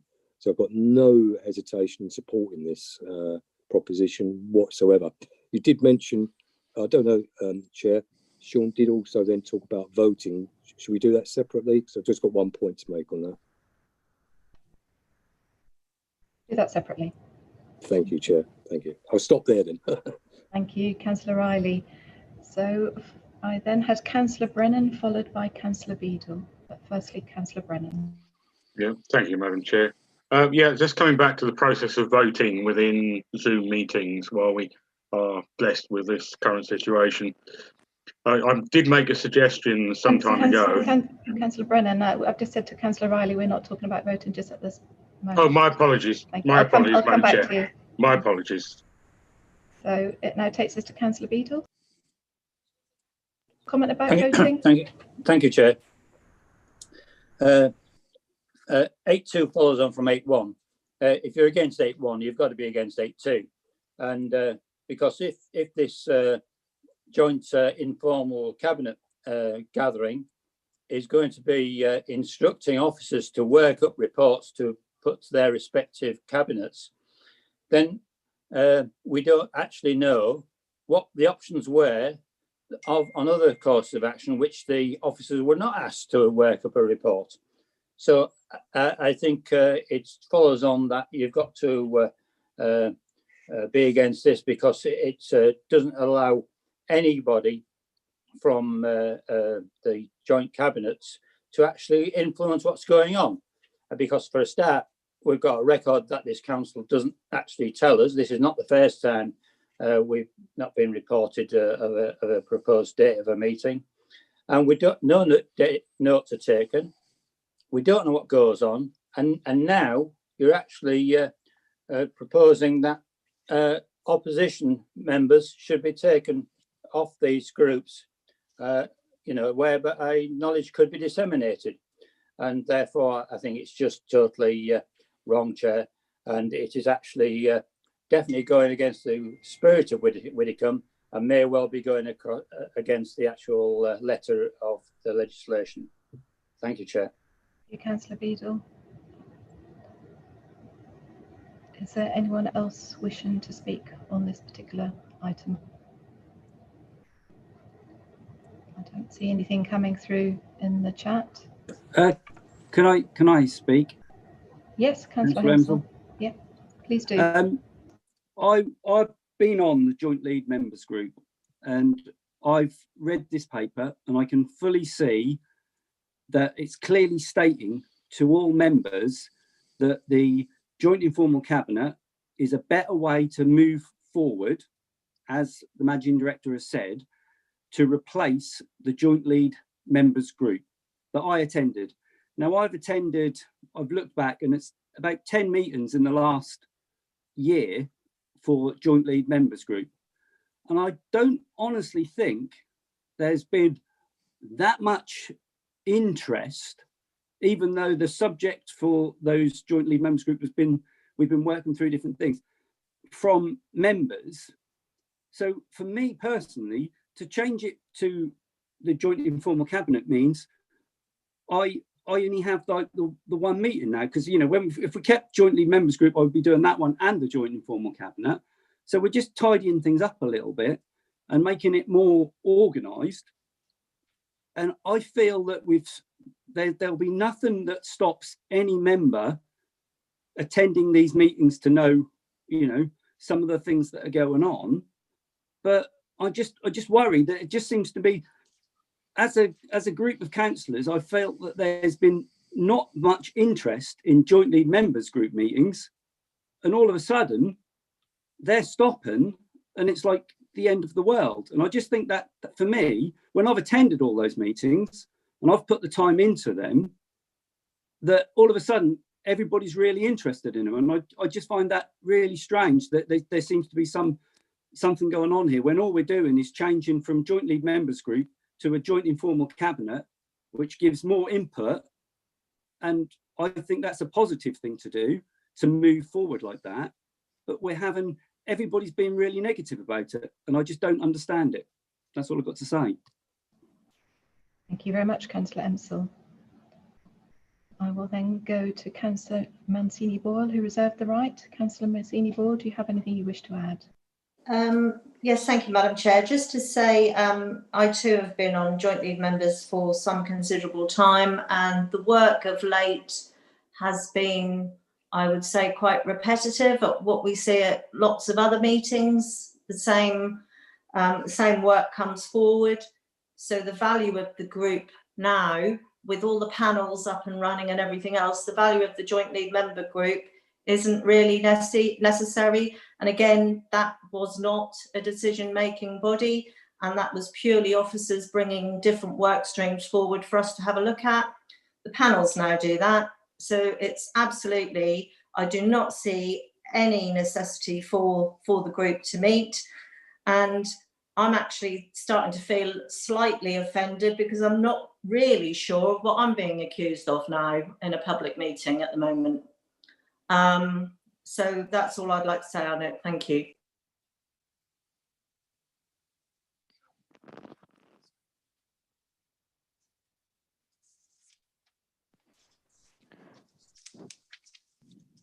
I think the chairman's frozen again. I will just step in at this point. Dawn, can you take the roll call, please? Because I think Trudy had summed up, unless Councillor Vincent would indicate otherwise.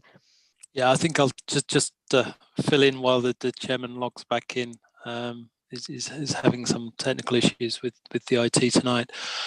Yeah, I think Councillor Riley picked up some key aspects of what the joint lead member group was originally set up to do, and it successfully did that very well. As we move forward with the collaboration, it became apparent that that hasn't functioned quite as we'd envisaged since the collaboration has started. And it's had its issues in the way in which things have been brought forward. So it makes sense to allow the way in which collaboration works grow, and to make use of the informal joint cabinet as a mechanism to take on that work that was previously going through the joint lead member group, and it just seems to make sense as a way in which this evolves. Will this be the end of the changes we make? Who knows? Will the terms of reference for the joint informal cabinet change again? Who knows? But it is an evolving thing, and it's something that we're trying to get right and trying to develop for what we need at any certain point in time. This is the feeling that we have at this point in time, that this is what we need, and this will enable us to go forward as a council, with having clear understanding of the things that we're looking at, and therefore the things that we ultimately then want to take forward and will then become before the council. So the joint lead member group, while it was of its time, is no longer needed, and hence the reason we're disbanding it now, as we move forward with the joint informal cabinet. So I will finish there. The recommendation is before you at 8.2. Hopefully the chairman is back in the room. If not, I'll ask the monitoring officer just to make that next step. I am certainly back in the room. As I say, I didn't leave. You just couldn't see me again. I'm picking up on a point. So we've had this summing up, so thank you very much for that. With council's indulgence, before we go to the vote, would council be happy on if we then took the final items together and have two votes?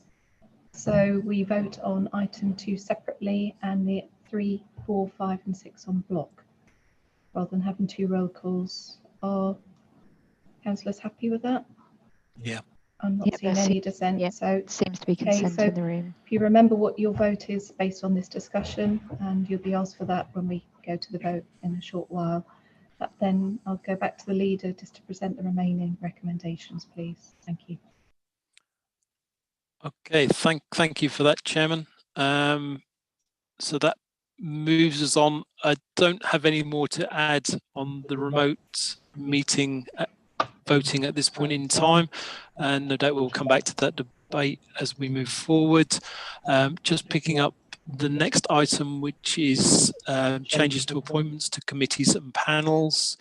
You will see before you in the report some significant changes to the elements of each of the panels, and we are changing the chairman of each of the panels. So Economic Success Panel, the chairman will now be Adrian Crotch. With the Environmental Excellence Panel, Councillor Ken Kelly will take over to become chairman, and Nigel Brennan will become vice chairman of that panel. Also, Councillor Adrian Crotch will come off of that panel. With place shaping, Councillor Bullman will go onto that panel, and Councillor Justin Thomas will come off. Councillor Bullman will become chairman of that panel. The Wellbeing panel, Councillor Martin Murrell will become chairman, and Councillor Sue Pratton will become vice chairman. As far as the Service Improvement and Efficiency Committee is concerned, the chairman of that will become Councillor Justin Thomas. So they're the changes that are proposed for each of those panels and the Service Improvement and Efficiency Committee. Regarding each one of those, it has to be noted that the terms of reference will be changed to enable the chairman not to be the relevant portfolio holder, although portfolio holders will remain on those committees. So those are the changes that are being put forward under 8.4, the changes to the committees and panels that we're asking Council to note. Moving on to recommendation 8.5, which is to reinstate the 6-month rule. If you will remember back to our first virtual meeting that we had in April 2020, as we were, I think it was a week into the first lockdown at that point in time, and one of the first councils to have its council meeting in the virtual world. How things have changed and how this has become the new norm. But at that point in time, we were unsure of how the virtual world would work and how the access would enable people to attend meetings or not attend meetings. So the 6-month rule at that point in time was suspended. Since then, the monitoring officer has been looking at the way in which the virtual meetings work, and they have very much now become the norm, and have also provided members with a stable platform to enable attendance throughout the coronavirus pandemic. And it's good to see that actually it's enabled more access rather than less access, which is a useful byproduct that perhaps we weren't expecting to see. So it comes to the conclusion that actually the 6-month rule is no longer required to be suspended. So as per item 8.5, the intention is to reinstate the 6-month rule within the Constitution.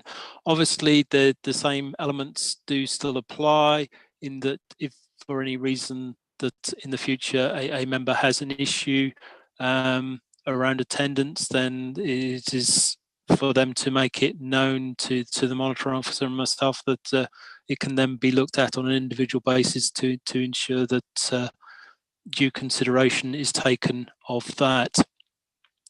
The last recommendation before you then is to appoint to an outside body. The Broadland Futures Initiative Elected Members Forum is something that's come out from the Broads Authority working with the Environment Agency, and as such they're asking for members to be appointed to that. Our current member who is appointed to the Broads Authority to represent Broadland there, it makes sense to have that same person as the person who's appointed to the Broadland Futures Initiative. So Councillor Lana Hempsel will be appointed to that, and Councillor Bullman will be her substitute should she not be able to make any of their meetings. And that, I think, brings me to the end of the recommendations. So I am now proposing recommendations 8.2 through to 8.6, and we'll pause for questions. Thank you very much, Leader. You're proposing recommendations 8.3 through to 8.6. Do you have a seconder? Yeah, I think I already did, Karen, and I reserve the right. Thank you. Thank you very much for confirming that. So I will now open it up to debate. I'm trying to group them, and I've been asking people through the chat what their questions or points of debate are on. I have 2 on voting. Firstly, Councillor Riley, followed by Councillor Brennan. So that refers to 8.3. So Councillor Riley. Thank you, Chair. Yeah, it's just clarification, actually. On moving forward to electronic voting, if that's deemed appropriate. It's just on the transparency on it around governance.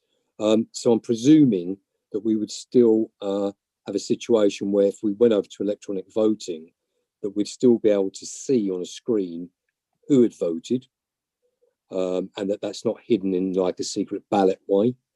So it's a presumption I'm making there, and it's just a point of clarification, really, perhaps through to Emma.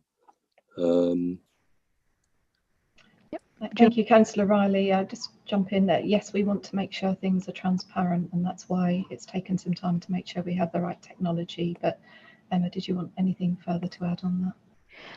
Just to add to that, Chairman, that absolutely the reason that we haven't got it through yet is because we can't do it in a transparent way. As soon as we can, the amendment to the Constitution will enable us to go ahead and use that. So this is a preemptive move in terms of the Constitution, but absolutely that's our intention. Thank you, Emma. Thank you, Councillor Riley. Thank you, Emma. Councillor Brennan, you had a point you wish to raise on voting. Yes, thank you, Madam Chair. Yeah, while we're stuck with this situation at the moment where we're all working from home, one of the big problems I have personally is with the roll call. I can fully accept the roll call if there's a recorded vote, but in the chamber, in the normal course of events, when we have a vote, whatever the committee we're voting on, then it's a case of cast your votes now. People put up their arms, and that's it, done. I put mine up. My neighbour may put a different arm up, if you know what I mean.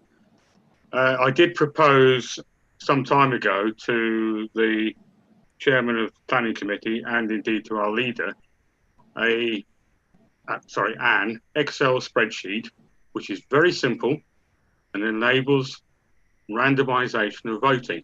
So instead of having a customary roll call on every meeting, that the randomization takes place and then W's will come before B's and D's before A's, etc. So because the problem with the continual roll call at every meeting is that it's almost witness leading. So the one before me votes that way, and I think perhaps I ought to go that way as well, and so it goes on. So may I please propose or ask that my suggestion of a very simple Excel spreadsheet is used in future for any voting apart from an absolute public recorded vote.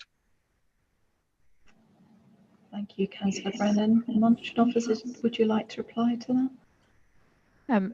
We have talked about this previously, and I've spoken to Chairman about this. I will try and sum this up without sounding derogatory. We do have problems with people working out where they are in the alphabet, and it takes some time with the roll call. If we were to randomise that, I think it may well lengthen it. It also would be difficult for us to manage. That would be an additional thing for us to manage. I note your comments, Councillor Brennan, and we will take that away and look at that again. But at the moment, I would prefer to stay with the alphabetical roll call, hoping that the electronic voting system will be with us shortly. Thank you, Emma. In the meantime, because I haven't sent it to you before, may I send that to you as well for your consideration? Of course you may, Councillor Brennan. Thank you, Emma. Thank you, Chair. Thank you, Councillor Brennan. And I know in other meetings we can have a show of hands. In this one, it's just not possible because there's so many of us, and we can't get everyone on one screen, all the elected members on one screen at the same time, and that's the dilemma we have until we can find a solution. So that's what we're seeking. Anyone else wish to speak on this particular item about voting? No? Okay. Anyone wishing to speak on appointments to committees and panels? So 8.4 or 8.6? I can't see that in the chat.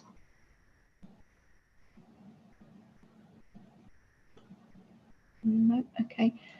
Councillor Adams, you had a point to make on 8.5. Did you want to come in at that point, and then I'll come to Councillor Roper, because I understand you have various comments. So just trying to structure at the moment. Councillor Adams. Thank you, Madam Chairman, and my sympathy for the problems you're having at the moment trying to chair this meeting. Yes, it's more, Chairman, about I suppose my former training. I've got no problem with reintroducing a 6-month rule. And Sean said that basically he thought it would be done by himself and Emma if there was somebody who was having problems. That would be decided whether they were reasonable or not. But this actual wording doesn't say that.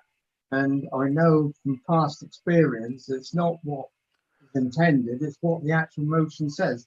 So you really need to add, I believe, something in there along the lines, and this will be considered by whoever, whether that's Sean and you, Emma, or whether it's by full council.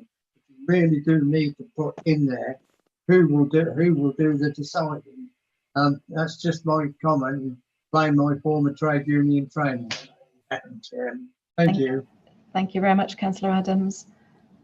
Could I invite the leader to reply to that, please? Yeah, thank you, Chairman.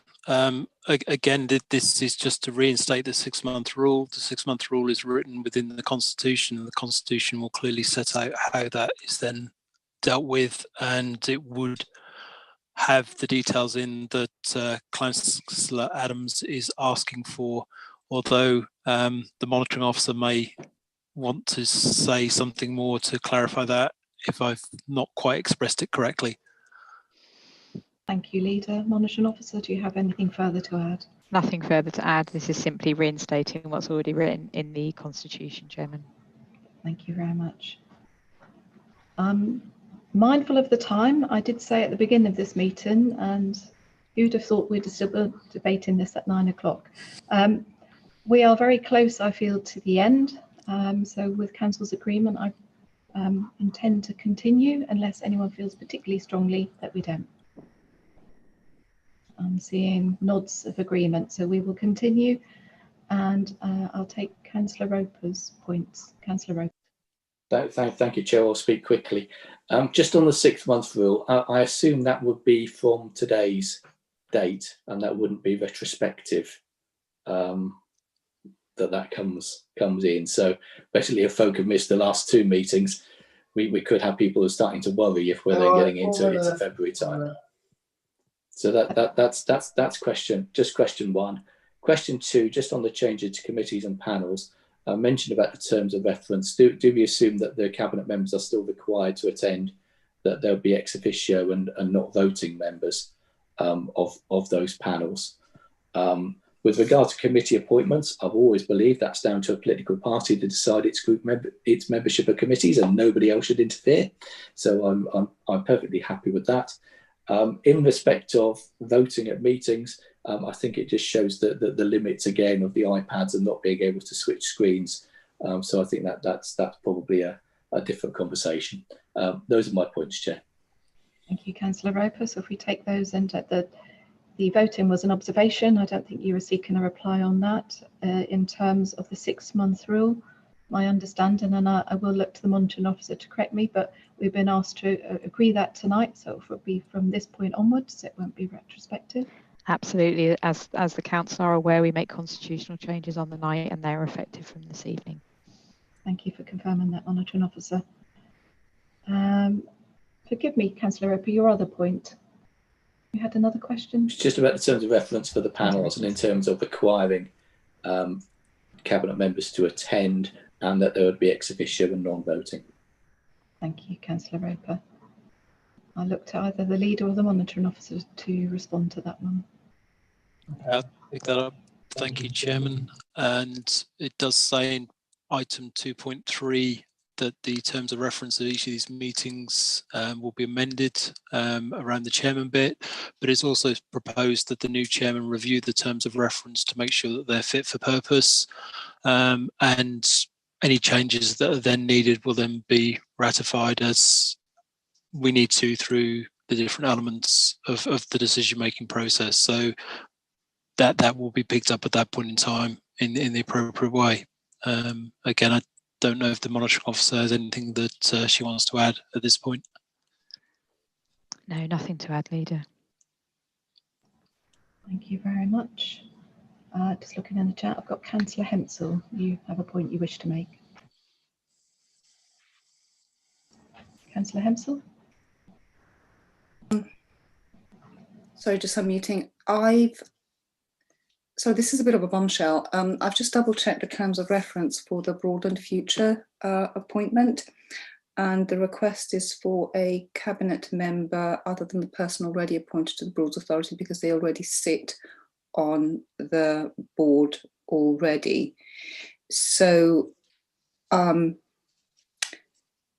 looking for a nod from the leader. How do you wish to take this? Do you wish to defer this appointment, or can I make a nomination? No, I think as a council, we are putting you forward as the person to do that, Councillor Hempsel. And if the Broads Authority in the Broads Future thing don't want you, then they'll have to deal with that in their own governance, I think you'll find.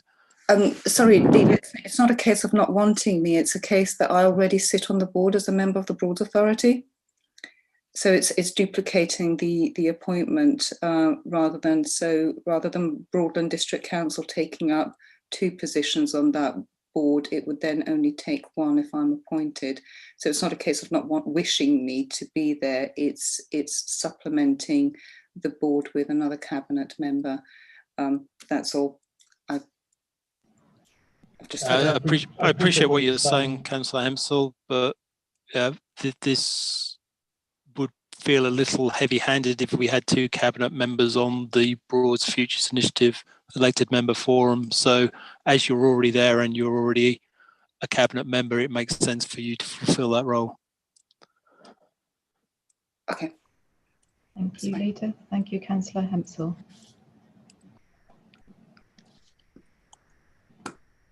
Okay, are there any other points on this? Any other questions that people would like to raise? No, I'll then invite Councillor Mancini-Boyle. As you reserve the right, would you like to speak at this point? No, thank you, Madam Chair. Thank you very much, Councillor Mancini-Boyle. So that brings us back to the Leader to sum up before we go to the vote on these items. Leader. Thank you, Chairman. Just to pick up the different aspects. So as 8.3, we're just picking up the recommendation there around amending the Constitution for voting at committee meetings. 8.4 is around the appointments and changes to committees and panels. 8.5 is to reinstate the 6-month rule, and 8.6 is to appoint to the outside body. And they're the recommendations to Council. Thank you very much, Leader. I'll now invite our committee officer to call the roll and to remind members that you'll be asked for 2 votes, one for item 8.2, and then a block vote for items 8.3 through to 8.6 as we agreed. Dawn, would you be able to call the roll, please? Thank you, Chairman. Councillor Adams. For 8.2 and the 4 other recommendations. Thank you, Madam Chairman. So that's a 4 and a 4, Councillor Adams. Councillor Beadle.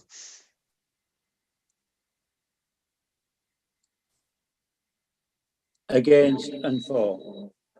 Thank you. Councillor Brennan. 4 and 4. Councillor Britcher. 4 and 4. Councillor Catchpole. Against and 4. Councillor Clancy.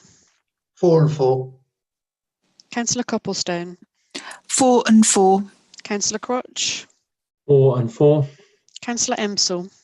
4 and 4. Councillor Fisher. 4, 4. Councillor Folger.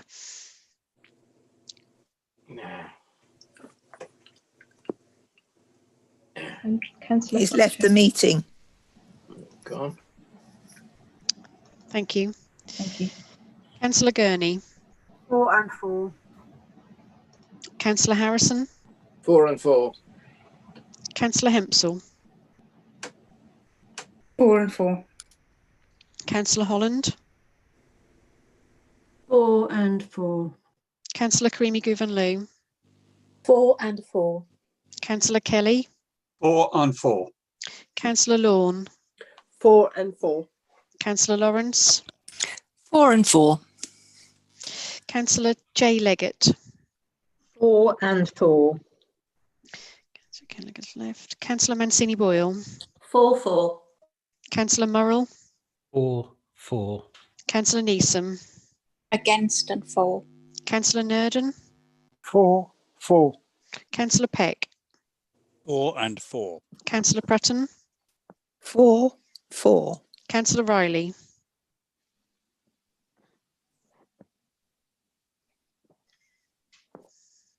Sorry, Councillor Riley, you're muted. Sorry. 4 and 4. Thank you. Councillor Roper. Against 4. Councillor Shaw. 4-4. Councillor D Thomas. Against and 4. Councillor J Thomas. 4 and 4. Councillor K Vincent. 4 and 4. Councillor S Vincent. 4 and 4. Councillor Walker. 4 and 4. Councillor Ward. 4. And Councillor Wymark.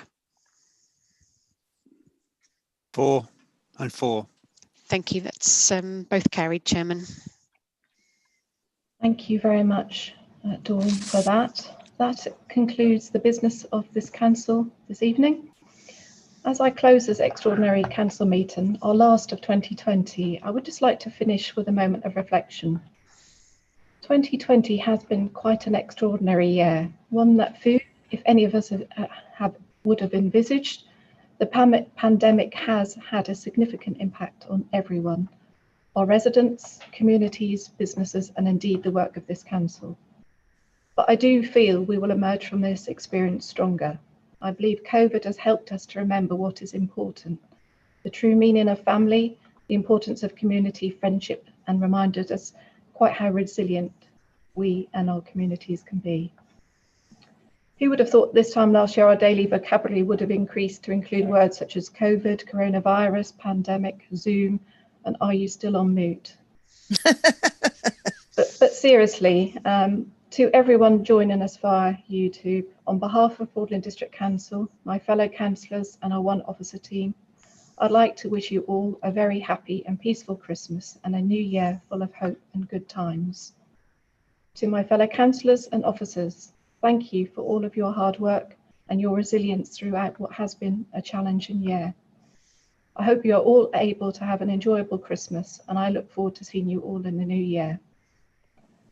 I formally close this meeting at 21:13. Please stay safe, keep well, and be kind to